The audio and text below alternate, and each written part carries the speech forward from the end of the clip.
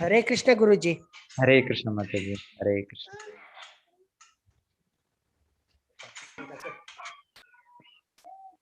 हरे कृष्ण गुरुजी। हरे कृष्ण माताजी।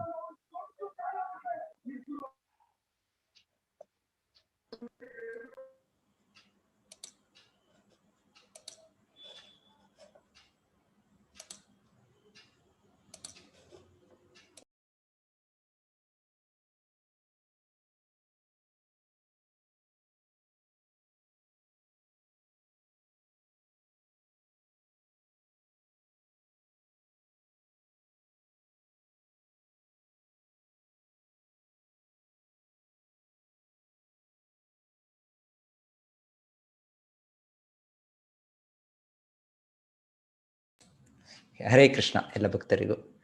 ಸೊ ಇವತ್ತು ಅಧ್ಯಾಯ 5.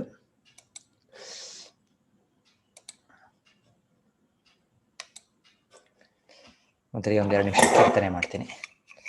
ನಮ್ಮ ಓಂ ವಿಷ್ಣುಪಾದಾಯ ಕೃಷ್ಣ ಪೃಷ್ಠಾಯ ಭೂತಲೇ ಶ್ರೀಮತೆ ಭಕ್ತಿ ವೇದಾಂತ ಸ್ವಾಮಿ ಇತಿ ನಾಮಿನೇ.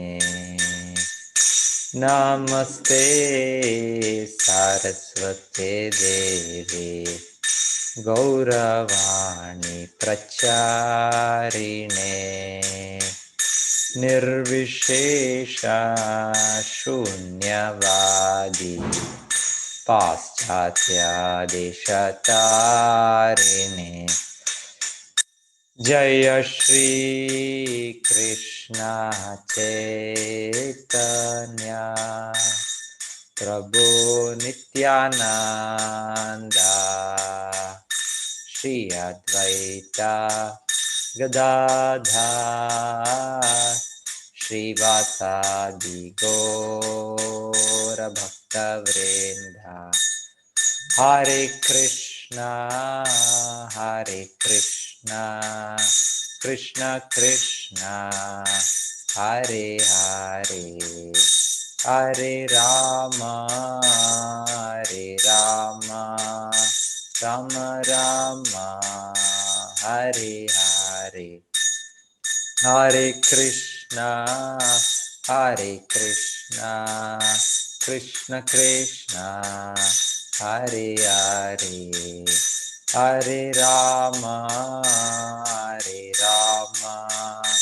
राम राम हरे हरे. हरे कृष्णा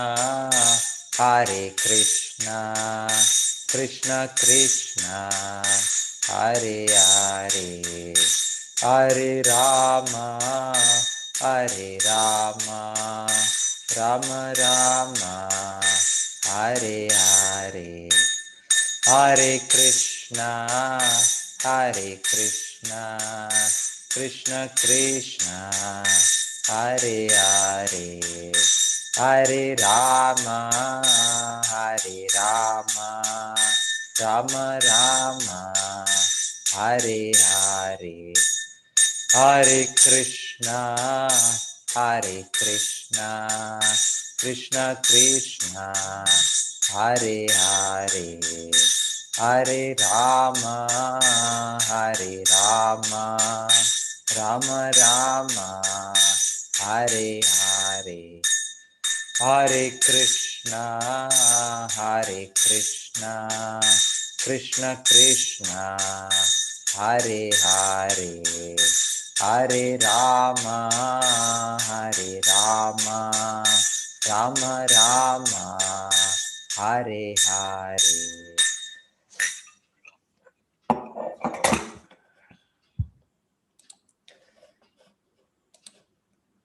ಅಧ್ಯಾಯ 5 ಕರ್ಮಯೋಗ. ಕಾಣುತ್ತೆ ಅಲ್ಲ ಮಾತಾಜಿ? ಎಸ್ ಪ್ರಭುಜಿ, ಕಾಣ್ತಾ ಇದೆ. ಅರ್ಜುನನ ಗೊಂದಲ ಮೊದಲಿಗೆ ಈ ಅಧ್ಯಾಯ ಮೊದಲನೇ ಶ್ಲೋಕದಲ್ಲಿ.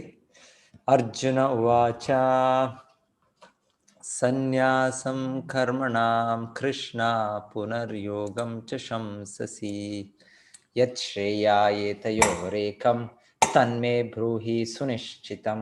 ಅರ್ಜುನನು ಹೇಳಿದನು, ಹೇ ಕೃಷ್ಣ, ಮೊದಲು ನೀನು ಕರ್ಮವನ್ನು ಬಿಡಬೇಕೆಂದು ಹೇಳುತ್ತೀಯೇ, ಅನಂತರ ನೀನು ಭಕ್ತಿಪೂರ್ವಕ ಕರ್ಮವನ್ನು ಮಾಡಬೇಕೆಂದು ಹೇಳುತ್ತೀಯೇ. ಇವೆರಡರಲ್ಲಿ ಯಾವುದು ಹೆಚ್ಚು ಶ್ರೇಯಸ್ಕರ ಎಂದು ನನಗೆ ಖಚಿತವಾಗಿ ಹೇಳುವೆಯಾ? ಸೊ ಭಗವಂತನ 3ನೇ ಅಧ್ಯಾಯದಲ್ಲಿ ಹೇಳಿದ್ದು, ಕರ್ಮ ಬಿಡಕ್ಕೆ ಆಗೋದಿಲ್ಲ, ನಾವು ಕರ್ಮ ಮಾಡಬೇಕು. ನಾವು ಇರೋ ಸ್ಥಿತಿಯಲ್ಲಿ ಇವಾಗ ತುಂಬಾ ಮುಂದುವರೆದ ಸ್ಥಿತಿಯಲ್ಲಿ, ತುಂಬಾ ಹೃದಯ ಪವಿತ್ರತೆ ಇರುವಾಗ ಆಗ ಭಗವಂತನ ಮೇಲೆ ಧ್ಯಾನ ಮಾಡ್ಬೋದು. ಆದರೆ ಈಗ ಆಗೋದಿಲ್ಲ ಅದು. ಸೊ ಈಗ ನಾವು ಕೆಲಸ ಮಾಡ್ಬೇಕು, ಏನಾದ್ರೂ ಒಂದು ಕೆಲಸ ಮಾಡ್ಲೇಬೇಕು ಅಂತ 3ನೇ ಅಧ್ಯಾಯದಲ್ಲಿ ಕೃಷ್ಣ ಹೇಳಿದ್ದು. ಸೊ ಆದರೂ ಅರ್ಜುನನು ಇನ್ನ ಈ ಸ್ಪಷ್ಟತೆ, 2 ರೀತಿಯ ವಿಧಾನಗಳು ಇದ್ರ ಹತ್ರ ಕಾಣುತ್ತೆ. ಯಾವುದು ಇನ್ನ ಶ್ರೇಷ್ಠವಾದದ್ದು ಅಂತ ನೇರವಾಗಿ ಕೇಳ್ತಾ ಇದ್ದ. ಸೊ ಕೃಷ್ಣ ಹೇಳಿದ್ದು, ಒಣ ಮಾನಸಿಕ ಊಹಾಪೋಹಗಳಿಗಿಂತನೂ ಭಕ್ತಿ ಸೇವೆ ಉತ್ತಮವಾಗಿದೆ. 2ನೇ ಅಧ್ಯಾಯದ ಶ್ಲೋಕಗಳು 11-30ರಲ್ಲಿ ಭಗವಂತನು ಆತ್ಮದಾನ ಕೊಟ್ಟದ್ದು. 30-37ವರೆಗೂ ಅವರು ವಿದ್ಯುಕ್ತ ಕರ್ಮಗಳು, ಕ್ಷತ್ರಿಯ ಬ್ರಾಹ್ಮಣ ಒಬ್ಬರು ಸಮಾಜದಲ್ಲಿ ಒಂದು ಪಾತ್ರದಲ್ಲಿದ್ದೇವೆ, ಆ ಕರ್ತವ್ಯಗಳು ಮಾಡಬೇಕು ಅಂತ. ನಂತರ ಭಗವಂತ 42-45 ಮಧ್ಯೆಯಲ್ಲಿ ಹೇಗೆ ಆತ್ಮ ಸಿಕ್ಕಿ ಹಾಕಿಕೊಳ್ಳೋದು ಭೌತಿಕ ಜಗತ್ತಿನ ಬಗ್ಗೆ, ಮತ್ತೆ 46-53ರಲ್ಲಿ ಅದರಿಂದ ಹೊರಗೆ ಬರೋದು, ಭಕ್ತಿ ಕಾರ್ಯಗಳಿಂದ ಹೇಗೆ ನಾವು ಕರ್ಮಬಂಧನದಿಂದ ಹೊರಗೆ ಬರ್ತೇವೆ ಅಂತ ಭಗವಂತನ ಹೇಳಿದ್ದು. ಸೊ ಈ ರೀತಿಯಲ್ಲಿ ಭಗವಂತನು ವಿವರಿಸ್ತಾ ಇರೋದು, ಒಂದು ಆತ್ಮಜ್ಞಾನ ಪಡೆಯೋದು, ಇನ್ನೊಂದು ಈ ಕರ್ಮದ ಮೂಲಕ ಕರ್ಮಬಂಧನದಿಂದ ಹೊರಗೆ ಬರೋದು. ಸೊ 3-4ನೇ ಅಧ್ಯಾಯದಲ್ಲಿ ಕೂಡ ಈ ರೀತಿಯ ಇದೆ ವಿಚಾರಗಳು. ಕೊನೆಯಲ್ಲಿ ಕೃಷ್ಣ 4ನೇ ಅಧ್ಯಾಯ ಕೊನೆಯಲ್ಲಿ ಅರ್ಜುನನಿಗೆ ಒಂದು ಆಮಣ್ವಿತ್ ಯೋಗ, ನಿನ್ನ ಈ ಒಂದು ಚಿಂತನೆ, ದೈವಿ ಚಿಂತನೆಯಿಂದ ಯುದ್ಧ ಮಾಡು ಅಂತ, ಕರ್ತವ್ಯ ನಿನ್ನ ನಡೆಸು, ನಿನ್ನ ಕರ್ತವ್ಯ, ನೀನು ಕ್ಷತ್ರಿಯನಾದ್ದರಿಂದ ಯುದ್ಧ ಮಾಡು, ಕರ್ಮವನ್ನು ಮಾಡು ಅಂತ ಭಗವಂತನ ಹೇಳಿತು. ಸೊ ಹಾಗಾಗಿ ಭಗವಂತನು ಒಮ್ಮೆ ಒಂದು ವಿಷಯಕ್ಕೆ ಒಂದು ಹೆಚ್ಚು ಪ್ರಾಧಾನ್ಯತೆ ಕೊಡೋ ತರ ಅರ್ಜುನನಿಗೆ ಅನಿಸ್ತಾ ಇದೆ. ಹಾಗೆ ಅರ್ಜುನನು ಈಗ ಮತ್ತೆ ಖಚಿತವಾಗಿ 5ನೇ ಅಧ್ಯಾಯದಲ್ಲಿ ಯಾವುದು ಉತ್ತಮ ಅಂತ ಹೇಳ್ತಾರೆ. ಕರ್ಮ ಸನ್ಯಾಸ ಇಲ್ಲ ಕರ್ಮ ಯೋಗ 2 ಇದೆ. ಸೊ ಶ್ರೀ ಭಗವಾನ್ ವಾಚ ಸನ್ಯಾಸ ಕರ್ಮ ಯೋಗಶ್ಚ ನಿಶ್ರೇಯಸ ಕರಾವುಭೋ ತಯೋಸ್ತು ಕರ್ಮ ಸನ್ಯಾಸಾತ್ ಕರ್ಮ ಯೋಗೋ ವಿಶಿಷ್ಯತೆ. ದೇವೋತ್ತಮ ಪುರುಷನು ಹೀಗೆ ಉತ್ತರಿಸಿದರು, ಕರ್ಮ ಸನ್ಯಾಸ ಮತ್ತು ಭಕ್ತಿ ಸೇವಾ ಕಾರ್ಯ 2 ಮುಕ್ತಿಪಥಕ್ಕೆ ಕೊಂಡೊಯ್ಯುತ್ತವೆ. ಆದರೆ ಇವೆರಡರಲ್ಲಿ ಭಕ್ತಿ ಸೇವಾ ಕರ್ಮವು ಕರ್ಮ ಸನ್ಯಾಸಕ್ಕಿಂತ ಉತ್ತಮ.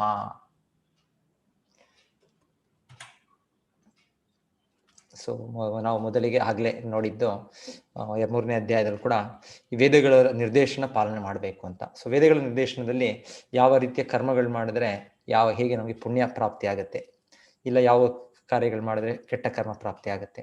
ಸೊ ಅದಕ್ಕೆ ಪ್ರತಿಕ್ರಿಯೆಗಳಿದೆ. 2 ಕೂಡ ನಮಗೆ ಬಂಧನದಲ್ಲೇ ಉಳಿಸುತ್ತೆ. ಆದರೆ ನಾವು ಅಕರ್ಮವನ್ನು ಮಾಡಬೇಕು, ಭಗವಂತನಿಗೋಸ್ಕರ ಈ ಕರ್ಮ ಬಂಧನ ಇಲ್ಲದೆ ಇರುವ, ಪ್ರತಿಕ್ರಿಯೆ ಇಲ್ಲದೆ ಇರೋ ಕಾರ್ಯಗಳನ್ನ ಮಾಡಬೇಕು ಅಂತ ನಾವು ಕೇಳಿದ್ದೆ 4ನೇ ಅಧ್ಯಾಯ. ಸೊ ಈ ವಿಚಾರವಾಗಿ ಇಲ್ಲಿ ತೋರಿಸ್ತಾ ಇರೋದು, ಈ ಒಬ್ಬ ರಾಜ ನೃಗ ಮಹಾರಾಜ ಅಂತ ಇವರು. ಸೊ ನೃಗ ಮಹಾರಾಜ ಅಂತ ಇವರು ಇಲ್ಲಿ ಮೊದಲಿಗೆ ಏನಾಗುತ್ತೆ ಅಂದ್ರೆ ಕೃಷ್ಣನ ಅವತಾರ, ಕೃಷ್ಣನ ಸಮಯದಲ್ಲಿದು. ಒಮ್ಮೆ ಕೃಷ್ಣನ ಮಕ್ಕಳು ಸಾಂಬ ಪ್ರದ್ಯುಮ್ನ ಎಲ್ಲರೂ ಕೂಡ ದ್ವಾರಕೆ ಹತ್ತಿರ ಒಂದು ಇದಕ್ಕೆ ಹೋಗಿರ್ತಾರೆ, ಪಿಕ್ನಿಕ್ ಎಲ್ಲವೋ. ಸೊ ಅಲ್ಲಿ ಹೋದಾಗ ಒಂದು ಸಮಯಕ್ಕೆ ಅವರಿಗೆ ತುಂಬಾ ಬಾಯಾರಿಕೆ ಆಗುತ್ತೆ. ಹಾಗೆ ಅವರು ಒಂದು ಬಾವಿಯಲ್ಲಿ ನೀರು ಕುಡಿಲಿಕ್ಕೆ, ನೀರು ತೆಗಿಲಿಕ್ಕೆ ಹೋದಾಗ ನೋಡ್ತಾರೆ, ಬಾವಿಯಲ್ಲಿ ಒಂದು ದೊಡ್ಡ ಹಲ್ಲಿ ಸಿಕ್ಕಿ ಬಿದ್ದಿದೆ. ಅದು ಪ್ರಯತ್ನ ಪಡ್ತಾ ಇದೆ, ಆದ್ರೆ ಹೊರಗೆ ಬರಕ್ ಆಗ್ತಾ ಇಲ್ಲ ಅಂತ.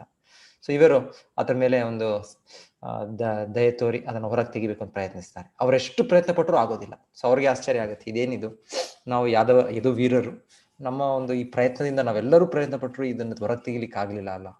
ಸೊ ಇದೇನೋ ಒಂದು ಇದ್ರಲ್ಲಿ ಒಂದು ಇದಿದೆ ಅಂತ ಹೇಳಿ ಅವರು ನಂತರ ಕೃಷ್ಣನ ಹತ್ರ ಹೋದಾಗ ದ್ವಾರಕೆಯಲ್ಲಿ ಹೇಳ್ತಾರೆ, ಸೊ ಈ ರೀತಿಯ ಒಂದು ಜೀವಿ ನೋಡಿದ್ರಿ, ಅದು ಅಸಹಾಯ ಆಗಿದೆ, ಸೊ ನೀವು ದಯವಿಟ್ಟು ಅದನ್ನ ಅದ್ರ ಹೊರಗೆ ತೆಗೆದ್ರೆ ಅಂತ. ಸೊ ಕೃಷ್ಣನೇ ಸ್ವತಃ ಬರ್ತಾರೆ. ಸೊ ಇಲ್ಲಿ ನಾವು ನೋಡ್ತಾ ಇರೋದು ಕೃಷ್ಣನು ಅವನ 2 ಎಡ ಕೈನ ಒಳಗಾಕಿ ಬಾವಿಯೊಳಗೆ, ಕೃಷ್ಣ ಕೈ ದೊಡ್ಡದು ಚಿಕ್ಕದು ಎಲ್ಲವೂ ಆಗುತ್ತೆ. ಸೊ ಅದು ಆ ಒಂದು ಕೈಯಿನ ಸ್ಪರ್ಶದಿಂದನೇ ಕೃಷ್ಣನು ಅದನ್ನು ಹೊರಗೆ ತೆಗೆದು ಕೃಷ್ಣ ಮುಟ್ಟಿದ್ದೆ ಆ ವ್ಯಕ್ತಿ ಒಂದು ದೇವತಾ ರೂಪವನ್ನು ತಾಳ್ತಾರೆ, ಈ ಒಂದು ಹಲ್ಲಿಯ ರೂಪದಲ್ಲಿದ್ದ ಈ ಜೀವಿ. ಸೊ ನಂತರ ಕೃಷ್ಣನು ಕೇಳೋದು, ನೀವ್ಯಾರು, ಯಾಕೆ ಈ ಒಂದು ಸ್ಥಿತಿಯಲ್ಲಿದ್ದೀರಾ, ಏನೋ ಶಾಪಗ್ರಸ್ತರಾಗಿರ್ಬೇಕು ನೀವು ಅಂತ. ಸೊ ಆಗ ಆ ವ್ಯಕ್ತಿ ಹೇಳೋದು ತನ್ನ ಹಿಂದಿಯ ಚರಿತ್ರೆ. ಸೊ ಅದು ನೃಗ ಮಹಾರಾಜನ ಚರಿತ್ರೆ ಅಂತ ನಾವು ಕೇಳೋದು ಭಾಗವತದಲ್ಲಿ. ಸೊ ಅವ್ರು ಹೇಳ್ತಾರೆ, ಭಗವಂತನೇ, ನೀನು ಯಾವಾಗಾದರೂ ಒಂದು ಲೆಕ್ಕ ಇಟ್ಟಿದ್ರೆ, ಏನ್ ಲೆಕ್ಕ ಇಟ್ಟಿರೋದು, ತುಂಬಾ ಒಂದು ದಾನ ಕಾರ್ಯಗಳನ್ನ ಮಾಡಿದ್ದು. ಸೊ ನನ್ನ ಹೆಸರು ನೀವು ಖಂಡಿತವಾಗಿ ಲೆಕ್ಕ ಇಟ್ಟಿರ್ಬೇಕು, ಯಾಕಂದ್ರೆ ನಾನು ಅಷ್ಟು ಗೋದಾನವನ್ನು ಮಾಡಿದೆ. ಸೊ ಎಷ್ಟೇ ಗೋದಾನ ಅನ್ನೋದು ತುಂಬಾ ಶ್ರೇಷ್ಠ ದಾನ ಅಂತ ವೇದಗಳಲ್ಲಿ ಹೇಳಿದ್ದು, ಅಷ್ಟು ಪುಣ್ಯ ಪ್ರಾಪ್ತಿ ಆಗುತ್ತೆ ಅಂತ. ಸೊ ಎನಿವೆ ಉದ್ದೇಶ ಅವರು ಮಾಡ್ತಾ ಇದ್ದಿದ್ದೇನೆಂದ್ರೆ, ಈ ಕಾರ್ಯಗಳಿಂದ ನನಗೆ ಒಂದು ಪುಣ್ಯ ದೊರಕಿ ನಾನು ಆ ಪುಣ್ಯ ಕರ್ಮದಿಂದ ದಿಂದ ಸ್ವರ್ಗಲೋಕಕ್ಕೆ ಹೋಗಿ ಅಲ್ಲಿ ಒಂದು ಭೌತಿಕ ಸುಖವನ್ನು ಅನುಭವಿಸ್ಬೋದು. ಆ ಉದ್ದೇಶದಿಂದ ಮಾಡ್ತಾ ಇದ್ದಾರೆ. ಸೊ ಮಾಡೋ ಉದ್ದೇಶ ಮುಖ್ಯ ಯಾವಾಗ್ಲೂ. ಕೇವಲ ನಾವು ಮಾಡೋ ಕಾರ್ಯ ಅದು ಉದ್ದೇಶ ಭಗವಂತನ ಸಂತೋಷಕ್ಕೋಸ್ಕರ ಮಾಡಿ ಭಗವಂತನಿಗೆ ಸಮರ್ಪಿಸ್ಬೇಕು. ಸೊ ಇಲ್ಲಿ ಈ ವ್ಯಕ್ತಿ ಮಾಡ್ತಾ ಇದ್ದು, ನನಗೆ ಇದೊಂದು ಒಳ್ಳೆ ಕಾರ್ಯ, ಇದು ಎಷ್ಟು ಈ ರೀತಿಯ ಒಂದು ಯಾರಾದರೂ ಸರಿಯಾದ ವ್ಯಕ್ತಿಗಳು, ಈ ಬ್ರಾಹ್ಮಣರು ಯಾರು ಒಂದು ಬಡತನದಲ್ಲೋ ಒಂದಷ್ಟೋರು ದೈವಿ ಸಂಕಲ್ಪದಲ್ಲಿದ್ದಾರೆ, ಅವರಿಗೆ ದಾನ ಕೊಡೋದು. ಸೊ ಆ ರೀತಿಯಲ್ಲಿ ಸರಿಯಾದ ವ್ಯಕ್ತಿಗೆ ಇವ್ರು ಕೊಡ್ತಾ ಇದ್ದ. ಸುಮ್ಮನೆ ದಾನ ಅಂದ್ರೆ ಯಾರಿಗೋ ಬೇಡದೇ ಇರೋರು ಕೊಡೋದು ಅಂತಲ್ಲ, ಬೇಕಿರೋರಿಗೆ, ಅವ್ರಿಗೆ ಅರ್ಹರಿಗೆ ಕೊಡ್ತಾ ಇದ್ರು. ಸೊ ಹೀಗೆ ಇವರು ಮಾಡ್ತಾ ಇದ್ದು ಆಚರಣೆ ನೃಗ ಮಹಾರಾಜ. ಸೊ ಇಲ್ಲಿ ನಾವು ನೋಡೋ ಚಿತ್ರ ಸನ್ನಿವೇಶ, ಒಂದು ಸನ್ನಿವೇಶದಲ್ಲಿ ಅವ್ರು ಯಾವುದೋ ಒಂದು ಗೋವನ್ನು ಕೊಡ್ತಾರೆ ದಾನವಾಗಿ. ಇದು ಶಾಸ್ತ್ರೋಕ್ತವಾಗಿ ವೇದದಲ್ಲಿ ಇದೆ, ಈ ತರ ದಾನ ಕೊಡಿ ಅನ್ನೋದು. ಸೊ ಕೊಟ್ಟಿದ್ದಾರೆ. ಆದ್ರೆ ಅವ್ರು ಕೊಟ್ಟಿದ ಒಂದು ಹಸು ದನ ಮತ್ತೆ ಅದು ಅವರ ಗೋ ಶಾಲೆಗೆ ಬಂದು ಮತ್ತೆ ಅದೇ ಇದನ್ನು ಹಸುವನ್ನು ಇನ್ನೊಂದು ವ್ಯಕ್ತಿಗೆ ಅವ್ರು ದಾನ ಕೊಡ್ತಾರೆ. ಸೊ ಅವರಿಬ್ಬರು ಇವಾಗ ಬರ್ತಾರೆ, ಬಂದು ಇದು ನನಗೆ ಸೇರಿದ್ದು, ನೀವು ಕೊಟ್ಟದ್ದು ನನಗೆ ಅಂತ. ಸೊ ನೃಗ ಮಹಾರಾಜ ಆಲೋಚನೆ ಮಾಡ್ತಾರೆ, ಹೇಗೆ ಆಯ್ತು ಇದು, ಹೇಗೆ ಸಾಧ್ಯ ಆಯ್ತು ಇದು. ಆಮೇಲೆ ಅವ್ರಿಗೆ ಏನೋ ಒಂದೊಂದ್ಸಲ ಆಗುತ್ತೆ, ಆ ಹಸಿವು ಹೇಗೋ ವಾಪಸ್ ಬಂದಿದೆ. ಸೊ ಅವ್ರು ಹೇಳ್ತಾರೆ, ಇದ್ರ ಬದಲು ನಿಮಗೆ ನಾನು 1000 ಹಸುವನ್ನು ಕೊಡ್ತೇನೆ, ನೀವು ಸ್ವೀಕರಿಸಿ ಇದು ಅಂತ ಹೇಳ್ತಾರೆ. ಸೊ ಹೇಳ್ತಾರೆ, ಇದು ಸೂಕ್ತವಾದ ವ್ಯಕ್ತಿ, ಒಂದು ಅರ್ಹ ವ್ಯಕ್ತಿಗೆ ಇವ್ರು ಕೊಟ್ಟದ್ದು ಇಬ್ರು ಕೂಡ. ಅಂದ್ರೆ ಅವರಿಬ್ಬರು ಹೇಳೋದು, ನಮಗೇನೊಂದು ಲೋಭ ಇಲ್ಲ, ನಮಗೆ ನೀವು ಕೊಟ್ಟಿದ್ರಿ, ಇದು ನಮ್ಮ ಧರ್ಮ, ಆ ಗೋವನ್ನು ರಕ್ಷಣೆ ಮಾಡಿ ಅದರ ಒಂದು ಇದನ್ನು ನಾವು ಲಾಭ ಪಡೆಯೋದು ನಮ್ಮ ಇದು. ಹಾಗಾಗಿ ಇವಾಗ ನಮಗೇನು 1000 ಹಸುಗಳು ಬೇಕು ಅಂತ ಇಲ್ಲ ಅಂತ ಇಬ್ಬರು ಕೂಡ ಬಿಟ್ಟು ಹೋಗ್ಬಿಟ್ರು ಆ ಹಸುವನ್ನು. ಅವ್ರು ಬಿಟ್ಟು ಹೋದದ್ದೇ ಹೇಳ್ತಾರೆ. ಕೊನೆಗೆ ಇವರ ಒಂದು ಮರಣ ಸಮಯ ಬರುತ್ತೆ. ಸೊ ನೃಗ ಮಹಾರಾಜ ಮರಣ ಆದ್ಮೇಲೆ ಯಮಲೋಕಕ್ಕೆ ಕರ್ಕೊಂಡು ಹೋಗ್ತಾರೆ ಅವರು. ಆಕ್ಚುಲಿ ಇವ್ರು ಮಾಡಿದ ಪುಣ್ಯಕ್ಕೆ ಅಲ್ಲಿ ಹೋಗ್ಬಾರ್ದು, ಇವ್ರನ್ನ ಸ್ವರ್ಗಲೋಕಕ್ಕೆ ನೇರ ಕರ್ಕೊಂಡು ಹೋಗ್ಬೇಕು. ಆದ್ರೆ ಇಲ್ಲಿ ಒಂದು ಚಿಕ್ಕ ಒಂದು ಅಪರಾಧವಾಗಿತ್ತು. ಒಂದು ಯಾವ್ದು ದಾನವನ್ನು ಕೊಟ್ಟಿದ್ರು ಅವರು, ಅದ್ರಲ್ಲಿ ಇನ್ನೊಂದು ಚಿಕ್ಕ ಒಂದು ತಪ್ಪಾಗಿತ್ತು. ಅಂದ್ರೆ ಹೇಳೋದು, ಈ ಕರ್ಮಕಾಂಡ ವಿಚಾರ ಅಂತ ವೇದಗಳಲ್ಲಿದೆ, ಎಷ್ಟೋ ರೀತಿಯ ಪುಣ್ಯ ಕಾರ್ಯಗಳು ಹೇಳಿದ್ದಾರೆ. ಈ ರೀತಿ ಒಂದು ಗೋದಾನ ಆಗ್ಬೋದು, ಈ ರೀತಿ ಇನ್ನೊಬ್ರಿಗೆ ಸಹಾಯ ಮಾಡೋದು ಅದು ಆಗ್ಬೋದು. ಸೊ ಇದು ನಾವು ಲೌಕಿಕ ಭೌತಿಕ ದೃಷ್ಟಿಯಿಂದ ಇದು ಪುಣ್ಯ ಕಾರ್ಯವಾಗಿ ಮಾಡಿದ್ರೆ, ಇದು ಹೇಗೆ ಒಮ್ಮೊಮ್ಮೆ ಅದರಲ್ಲಿ ಸ್ವಲ್ಪ ತಪ್ಪಾದ್ರೂ ಕೂಡ ಪಾಪ ಕಾರ್ಯಗಳು ಕೂಡ ಸೇರುತ್ತೆ ಅನ್ನೋದಕ್ಕೆ ನಮಗೆ ಇದು ತೋರ್ಸಕ್ಕೆ ಈ ಭಾಗವತದಲ್ಲಿ ಇದೆ ಹೇಳೋದು ಚಟುವಟಿಕೆ. ಸೊ ಯಮರಾಜರು ಹೇಳ್ತಾರೆ, ನೀವು ಅಷ್ಟು ಪುಣ್ಯ ಮಾಡಿದ್ದಾರೆ, ಅದಕ್ಕೆ ನಾನು ಎಷ್ಟು ವರ್ಷ ನೀವು ಅದನ್ನ ಸ್ವರ್ಗಲೋಕದಲ್ಲಿ ಸುಖವನ್ನು ಅನುಭವಿಸ್ತೀರಾ ಅಂದ್ರೆ, ಆ ಇಂದ್ರಿಯ ವಸ್ತುಗಳು ನಿಮ್ಗೆ ಸಿಗುತ್ತೆ ಅಂದ್ರೆ ನನಗೆ ಅದನ್ನ ಮಾಡಕ್ ಆಗೋದಿಲ್ಲ, ಅಷ್ಟು ಇದೆ, ಅಷ್ಟು ವರ್ಷಗಳು. ಅದರೊಂದು ಸೂಚನೆ ಕೊಡ್ತಾರೆ. ಆದ್ರೂ ಕೂಡ ಒಂದು ಚಿಕ್ಕ ಒಂದು ತಪ್ಪು ಮಾಡಿದೀರಾ ನೀವು ಜೀವನದಲ್ಲಿ, ಆ ಚಿಕ್ಕ ತಪ್ಪು, ಹಾಗಾಗಿ ನೀವು ಈ ಸನ್ನಿವೇಶ ಏನಾಯ್ತು ಅದೊಂದು ಚಿಕ್ಕ ತಪ್ಪಾಗಿದೆ. ಸೊ ಇದು ಕೊಟ್ಟದೇ ದಾನ ಇನ್ನೊಬ್ರಿಗೆ ಮತ್ತೆ ಕೊಡೋದು, ಇದು ತಪ್ಪು, ಇದು ಆಯ್ತು, ಚಿಕ್ಕ ತಪ್ಪಷ್ಟೇ ಅದು. ಆದ್ರೆ ಹೇಗಂದ್ರೆ ಇದು ಕೊಟ್ಟದ್ದು ಇದು ಗೋದಾನ ಅಷ್ಟು ಅಲ್ಲಿ ಇದೆ, ಪುಣ್ಯನೂ ಅಷ್ಟಿದೆ, ಪಾಪನು ಸ್ವಲ್ಪ ತಪ್ಪಲ್ಲಿ ಏನಾದ್ರು ಆಚೆ ಈಚೆ ಆದ್ರೆ ತಪ್ಪು ಕೂಡ ಇದೆ. ಸೊ ಹೀಗೆ ನೀವು ಕೊಟ್ಟದ್ದು ಬ್ರಾಹ್ಮಣರಿಗೆ ಆ ಸ್ವತ್ತು, ಅದನ್ನ ನೀವು ಮತ್ತೆ ತಗೊಂಡಾಗೆ, ಅದು ನಿಮ್ಗೆ ಗೊತ್ತಿಲ್ಲದೆ ಮಾಡಿದೀರಾ, ಆದ್ರೂ ಕೂಡ ಇದು ತಪ್ಪೆ. ಸೊ ಈ ರೀತಿಯಲ್ಲಿ ಇದಕ್ಕೆ ನೀವು ಯಾವ್ದು ಮೊದಲಿಗೆ ನೀವು ಅನುಭವಿಸ್ತೀರಾ, ಪುಣ್ಯವನ್ನು ಅನುಭವಿಸ್ತೀರಾ, ಪಾಪವನ್ನು ಅನುಭವಿಸ್ತೀರಾ? ಇವ್ರು ಆಕ್ಚುಲಿ ಪುಣ್ಯವನ್ನ ಕೇಳ್ಕೊಂಡ್ರೆ ಚೆನ್ನಾಗಿರ್ತಾ ಇತ್ತು, ಯಾಕಂದ್ರೆ ಮತ್ತೆ ಅವರು ಅದನ್ನ ಹೋಗ್ಲಾಡಿಸ್ಬೋದಾಗಿತ್ತು ಏನೋ ಒಂದು ರೀತಿಯಲ್ಲಿ ಪಾಪವನ್ನು. ಆದ್ರೆ ಹೇಳೋದು, ಅವರ ಬುದ್ಧಿ ಸ್ವಲ್ಪ ಮಂದ ಬುದ್ಧಿ ಇರೋದ್ರಲ್ಲೋ ಇನ್ನೊಂದ್ರಲ್ಲೋ ಅವರು ಕೇಳಿದ್ದು, ಮೊದಲಿಗೆ ನಾನು ಪಾಪವನ್ನು ಅನುಭವಿಸ್ತೇನೆ, ಮತ್ತೆ ನಾನು ಆ ಪುಣ್ಯವನ್ನು ಅನುಭವಿಸ್ತೇನೆ. ಸೊ ಹೇಳೋದು, ಅಷ್ಟು ದೊಡ್ಡ ರಾಜ, ಭೂಲೋಕದ ಮಹಾರಾಜ, ಆಮೇಲೆ ಇಷ್ಟು ದೊಡ್ಡ ದಾನ ಮಾಡಿದ್ದು, ದಾನ ಕಾರ್ಯಗಳು ಮಾಡಿದ್ದು, ಅಷ್ಟು ಪುಣ್ಯಗಳನ್ನು ಲಭಿಸಿದ್ದು, ಆದ್ರೆ ಒಂದು ಚಿಕ್ಕ ತಪ್ಪಿಗೆ ಹೇಳೋದು ಹೇಗೆ ಇದು ಅವರು ಒಂದು ಹಲ್ಲಿಯ ಜನ್ಮವನ್ನು ಪಡಿಬೇಕಾಯ್ತು. ಸೊ ಇದು ನಮಗೆ ಈ ವೇದ ಜ್ಞಾನದಲ್ಲಿ ಇದು ಹೇಳೋ ಒಂದು ಸನ್ನಿವೇಶ. ಸೊ ಇದು ವೇದಗಳದ ಅಧ್ಯಯನ ಮಾಡ್ತಾ ಇದ್ದಾರೆ, ಅವರು ವೇದದ ಅನುಸರಣೆ ಮಾಡ್ತಾ ಇದ್ದಾರೆ. ಆದ್ರೆ ಈ ಪುಣ್ಯ ಪಾಪ ಇದರ ಕಾರ್ಯಗಳೆಲ್ಲ ಅವರು ಸಿಕ್ಕಿ ಬಿದ್ದಿದ್ದರಿಂದ ಒಮ್ಮೊಮ್ಮೆ ಈ ಪಾಪ ಅನ್ನೋದು ಕೂಡ ಈ ರೀತಿಯ ಮಾಡೋದು ಕೂಡ ಇದೆ ಅಂತ ನಾವು ಕೇಳ್ತೇವೆ. ನಾವು ಒಂದು ಪುಣ್ಯದ ಲಾಭವನ್ನು ಪಡಿತೇವೆ, ಇನ್ನೊಂದು ಹಾಗೆ ಪಾಪದ ಲಾಭ ಕೂಡ ಪಡಿತೇವೆ. ಸೊ ಈ ರೀತಿ ಕೃಷ್ಣ ನಮ್ಗೆ ಹೇಳ್ತಾ ಇರೋದು, ಕರ್ಮ ಯೋಗ ಅಂದಾಗ ಆ ಕರ್ಮ ಭಗವಂತನಿಗೆ ಸಂತೋಷಕ್ಕೋಸ್ಕರ ಮಾಡಿದಾಗ ಅದಕ್ಕೆ ಪ್ರತಿಕ್ರಿಯೆ ಇಲ್ಲ, ಅದು ಪುಣ್ಯ ಪಾಪಗಳ ಹೊರಗೆ ಬರುತ್ತದು, ಅದು ಅಕರ್ಮವಾಗಿ ಬದಲಾಗುತ್ತೆ. ಸೊ ಈ ರೀತಿಯಲ್ಲಿ ಇದು ಮುಖ್ಯವಾದ ವಿಷಯ, ಅದು ಈ ರೀತಿಯಲ್ಲಿ ತೋರಿಸ್ತಾ ಇರುತ್ತೆ. ತ್ಯಜಿಸುವಿಕೆಯ ಅರಿವಾದ ಸರಿಯಾದ ತಿಳುವಳಿಕೆ. ಪ್ರಾಪಂಚಿಕತೆಯ ಬುದ್ಧಿಯ ಹರಿ ಸಂಬಂಧಿ ವಸ್ತುನಃ ಮುಮುಕ್ಷುಭಿ ಪರಿತ್ಯಾಗೋ ವೈರಾಗ್ಯಂ ಫಲ್ಗು ಕಥ್ಯತೆ. ಮುಕ್ತಿಯನ್ನು ಸಾಧಿಸಲು ಕಾತರರಾಗಿರುವ ವ್ಯಕ್ತಿಗಳು ದೇವೋತ್ತಮ ಪರಮಪುರುಷನಿಗೆ ಸಂಬಂಧಿಸಿದ ವಿಷಯಗಳನ್ನು ಐಹಿಕವೆಂದು ಭಾವಿಸಿ ತ್ಯಜಿಸಿದರೆ ಅವರ ತ್ಯಾಗವನ್ನು ಅಪೂರ್ಣ ಎಂದು ಹೇಳಲಾಗುತ್ತದೆ. ಸೊ ಆಕ್ಚುಲಿ ಹೇಳ್ತಾರೆ, ಈ ವೈರಾಗ್ಯ, ಒಂದು ವೈರಾಗ್ಯ ಅಂದ್ರೆ ಈ ಭೌತಿಕ ವಸ್ತುಗಳೆಲ್ಲ ಬಿಟ್ಬಿಡೋದು, ಇದು ಇದು ಇದು ಕರ್ಮ ಸನ್ಯಾಸ ಅಂತ ಹೇಳೋದು. ಸೊ ಯಾವ್ದು ಭೌತಿಕ ವಸ್ತು ನೋಡಿದ್ರು ಅದು ನಮಗೆ ಬೇಡ ಅಂತ, ಸೊ ಆ ಒಂದು ರೀತಿಯ ತ್ಯಾಗ. ಆದರೆ ಹೇಳೋದು ಪ್ರತಿಯೊಂದು ಕೂಡ ಭಗವಂತನ ಸಂಬಂಧದಲ್ಲಿದೆ. ಸೊ ಹಾಗಾಗಿ ಆ ಒಂದು ದೃಷ್ಟಿ ನಮಗಿದ್ರೆ ನಮಗೆ ನಾವು ಯಾವುದು ಬಿಡೋ ಅವಸ್ಥೆ ಇದಿಲ್ಲ, ಬಿಡಬೇಕಾಗಿಲ್ಲ. ಅದನ್ನು ಭಗವಂತನ ಸಂಬಂಧ ನೋಡಿ ಭಗವಂತನ ಸಂಬಂಧ ಸೇವೆಗೆ ಉಪಯೋಗಿಸಿದ್ರೆ ಅದರಲ್ಲಿ ಅದು ಕೂಡ ವೈರಾಗ್ಯವೇ. ಅದು ಹೇಳ್ತಾರೆ ಫಲ್ಗು ವೈರಾಗ್ಯ, ಯುಕ್ತ ವೈರಾಗ್ಯ ಅಂತ ಹೇಳಿ. ಇಲ್ಲಿ ಫಲ್ಗು ವೈರಾಗ್ಯ ಅಂತ ಹೇಳ್ತಾ ಇರೋದು ಇದು. ಫಲ್ಗು ಅಂದ್ರೆ ಹೀಗೆ ವ್ಯಕ್ತಿ ಒಂದೊಂದ್ಸಲ ಈ ಹಣ ಹೌದು, ಇದನ್ನ ನಾವು ದುರುಪಯೋಗ ಮಾಡಿದ್ರೆ ನಮಗೆ ಇದು ಪಾಪಕರ್ಮಗಳು ಬಂದು ನಾವು ಪತನವಾಗ್ತೇವೆ. ಅದರಿಂದ ಸದುಪಯೋಗ ಮಾಡಿದ್ರೆ ಇದರಲ್ಲಿ ಇನ್ನೂ ಇದು ಭಯ ಇಲ್ಲ. ಸೊ ಈಗ ನಮ್ಮ ದೊಡ್ಡ ದೊಡ್ಡ ಆಚಾರ್ಯರು ನಾವು ನೋಡೋದು ಭಗವಂತನ ಸೇವೆಗೆ ದೊಡ್ಡ ದೊಡ್ಡ ಮಂದಿರಗಳನ್ನು ನಿರ್ಮಾಣ ಮಾಡಿದ್ರು, ಮತ್ತೆ ಇಷ್ಟು ಒಂದು ವಿಜೃಂಭಣೆಯಿಂದ ಭಗವಂತನ ಸೇವೆ ಮಾಡೋ ಒಂದು ವ್ಯವಸ್ಥೆ ಕೊಟ್ಟಿದ್ದಾರೆ. ಸೊ ಅದರಲ್ಲೇನು ತಪ್ಪಿಲ್ಲ, ಯಾಕಂದ್ರೆ ಪ್ರತಿಯೊಂದು ಕೃಷ್ಣನಿಗೆ ಸೇರಿದ್ದು.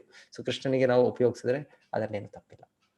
ಆದರೆ ಅದು ನಮ್ಮ ಸ್ವಾರ್ಥಕ್ಕೆ ಉಪಯೋಗಿಸಿದಾಗ ಆ ಒಂದು ಪಾಪ ಕಾರ್ಯಕ್ಕೆ, ಆ ಒಂದು ಕರ್ಮಬಂಧನಕ್ಕೆ ನಾವು ಸಿಕ್ಕಾಕೊಳ್ತೇವೆ. ಸೊ ಅದು ಮೊದಲಿಗೆ ಅಭ್ಯಾಸ ಇದರಲ್ಲಿ ಪ್ರಾರಂಭದ ಇದರಲ್ಲಿ ನಮಗೆ ಒಂದು ವೈರಾಗ್ಯವನ್ನು ಹೇಳ್ಬೋದು, ಬೋಧನೆ ಮಾಡ್ತಾರೆ. ನಮ್ಮ ಶಕ್ತಿ ಇದ್ದಾಗೆ ನಾವು ಆ ಭೌತಿಕ ವಸ್ತುನ ಉಪಯೋಗಿಸ್ಬೋದು ನಾವು. ಸೊ ನಮಗೆ ಅಷ್ಟು ಸಾಮರ್ಥ್ಯ ಇಲ್ಲ ಅಂದ್ರೆ ನಾವು ಒಂದು ಇದರಲ್ಲೇ ಮಾಡ್ಬೇಕು, ಅಭ್ಯಾಸ ಮಾಡ್ಬೇಕು, ಒಂದು ವೈರಾಗ್ಯದಲ್ಲೇ ಅಭ್ಯಾಸ ಮಾಡಿ. ಆದರೆ ತುಂಬಾ ಉನ್ನತವಾಗಿ ಮುಂದೆ ಬಂದ ಭಕ್ತರು ಅವರಿಗೆ ಯಾವುದು ಕೂಡ ಭೌತಿಕವಾಗಿ ಕಾಣೋದಿಲ್ಲ, ಅವ್ರು ಪ್ರತಿಯೊಂದು ಆಧ್ಯಾತ್ಮಿಕವಾಗಿ ನೋಡ್ತಾರೆ, ಕೃಷ್ಣ ಸಂಬಂಧದಲ್ಲಿ ನೋಡ್ತಾರೆ. ಹಾಗೆ ಅವರು ಕೃಷ್ಣ ಸೇವೆಗೆ ಉಪಯೋಗಿಸ್ತಾರೆ. ಸೊ ಈ ರೀತಿ ಹೇಳೋದು ಅದು ಸಂಪೂರ್ಣವಾದ ಒಂದು ವೈರಾಗ್ಯ, ಯುಕ್ತ ವೈರಾಗ್ಯ ಅಂತ ಹೇಳ್ತಾರೆ. ಇವಾಗ ನಮ್ಮ ಆಚಾರ್ಯ ಶ್ರೀಲ ಪ್ರಭುಪಾದ ಮೊದಲಿಗೆ ಇವರು ಅಮೆರಿಕೆಗೆ ಹೋಗುವಾಗ ಇವ್ರ ಹತ್ರ ಹಣ ಏನೂ ಇಲ್ಲ. ಅವ್ರು ಮೊದಲಿಗೆ ಇತ್ತರು, ಅವ್ರಿಗೆ ಅವರೊಂದು ವ್ಯಾಪಾರಸ್ಥರು ಇದ್ರು, ಆಚಾರ್ಯರು ಗೃಹಸ್ಥಾಶ್ರಮದಲ್ಲಿ ಇದ್ರು. ಆದರೆ ಕಾಲ ಸಮಯವಾಗಿ ಅವರು ಸನ್ಯಾಸ ಸ್ವೀಕಾರ ಮಾಡಿದ್ಮೇಲೆ ಒಂದು ಅಷ್ಟು ಬಡತನದಲ್ಲೇ ಇರೋ ತರ ನಾವು ನೋಡ್ತೇವೆ ಅವ್ರ ಜೀವನ. ಒಂದು 1950ರಿಂದ 70ವರೆಗೂ ಅವ್ರು ಏಕಾಂತವಾಗಿ ಅವ್ರ ಪ್ರಯತ್ನ, ಹೇಗೋ ಒಂದು ಪ್ರಚಾರ, ಒಂದು ಪ್ರಯತ್ನ. ಹಾಗೆ ಅವರು ಹೋಗಿದ್ದು ಕೂಡ ಒಂದು ಶಿಪ್ನಲ್ಲಿ, ಹಡಗಿನಲ್ಲಿ ಹೋಗಿದ್ದು. ಅವಾಗ ಫ್ಲೈಟ್ಸ್ ಏನಿಲ್ಲ ಅಂತಲ್ಲ, ಆದ್ರೆ ಆಚಾರ್ಯರ ಹತ್ರ ಹಣ ಇಲ್ಲ, ಅಲ್ಲಿ ಯಾರೋ ಅವ್ರಿಗೆ ಕರೆದಿಲ್ಲ ಟಿಕೆಟ್ ಸ್ಪಾನ್ಸರ್ ಮಾಡಿ ಬನ್ನಿ ನೀವು ಅಂತ. ಸೊ ಆಚಾರ್ಯರು ಹೇಗೋ ಒಂದು ಹಡಗಿನಲ್ಲಿ ಹೋಗಿದ್ದು.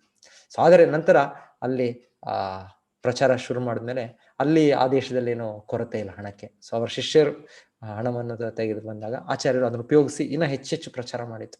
ಆಮೇಲೆ ಮತ್ತೆ ಆಚಾರ್ಯರು 12 ಬಾರಿ ವಿಶ್ವ ಪರ್ಯಟನೆ ಮಾಡಿದ್ರು. ಒಂದು ದೇಶ, ಇನ್ನೊಂದು ದೇಶ, ಇನ್ನೊಂದು ನಗರ, ಶಿಷ್ಯರಿಗೆ ಕಳಿಸಿ ಇವರು ಪ್ರೋತ್ಸಾಹಿಸಿ.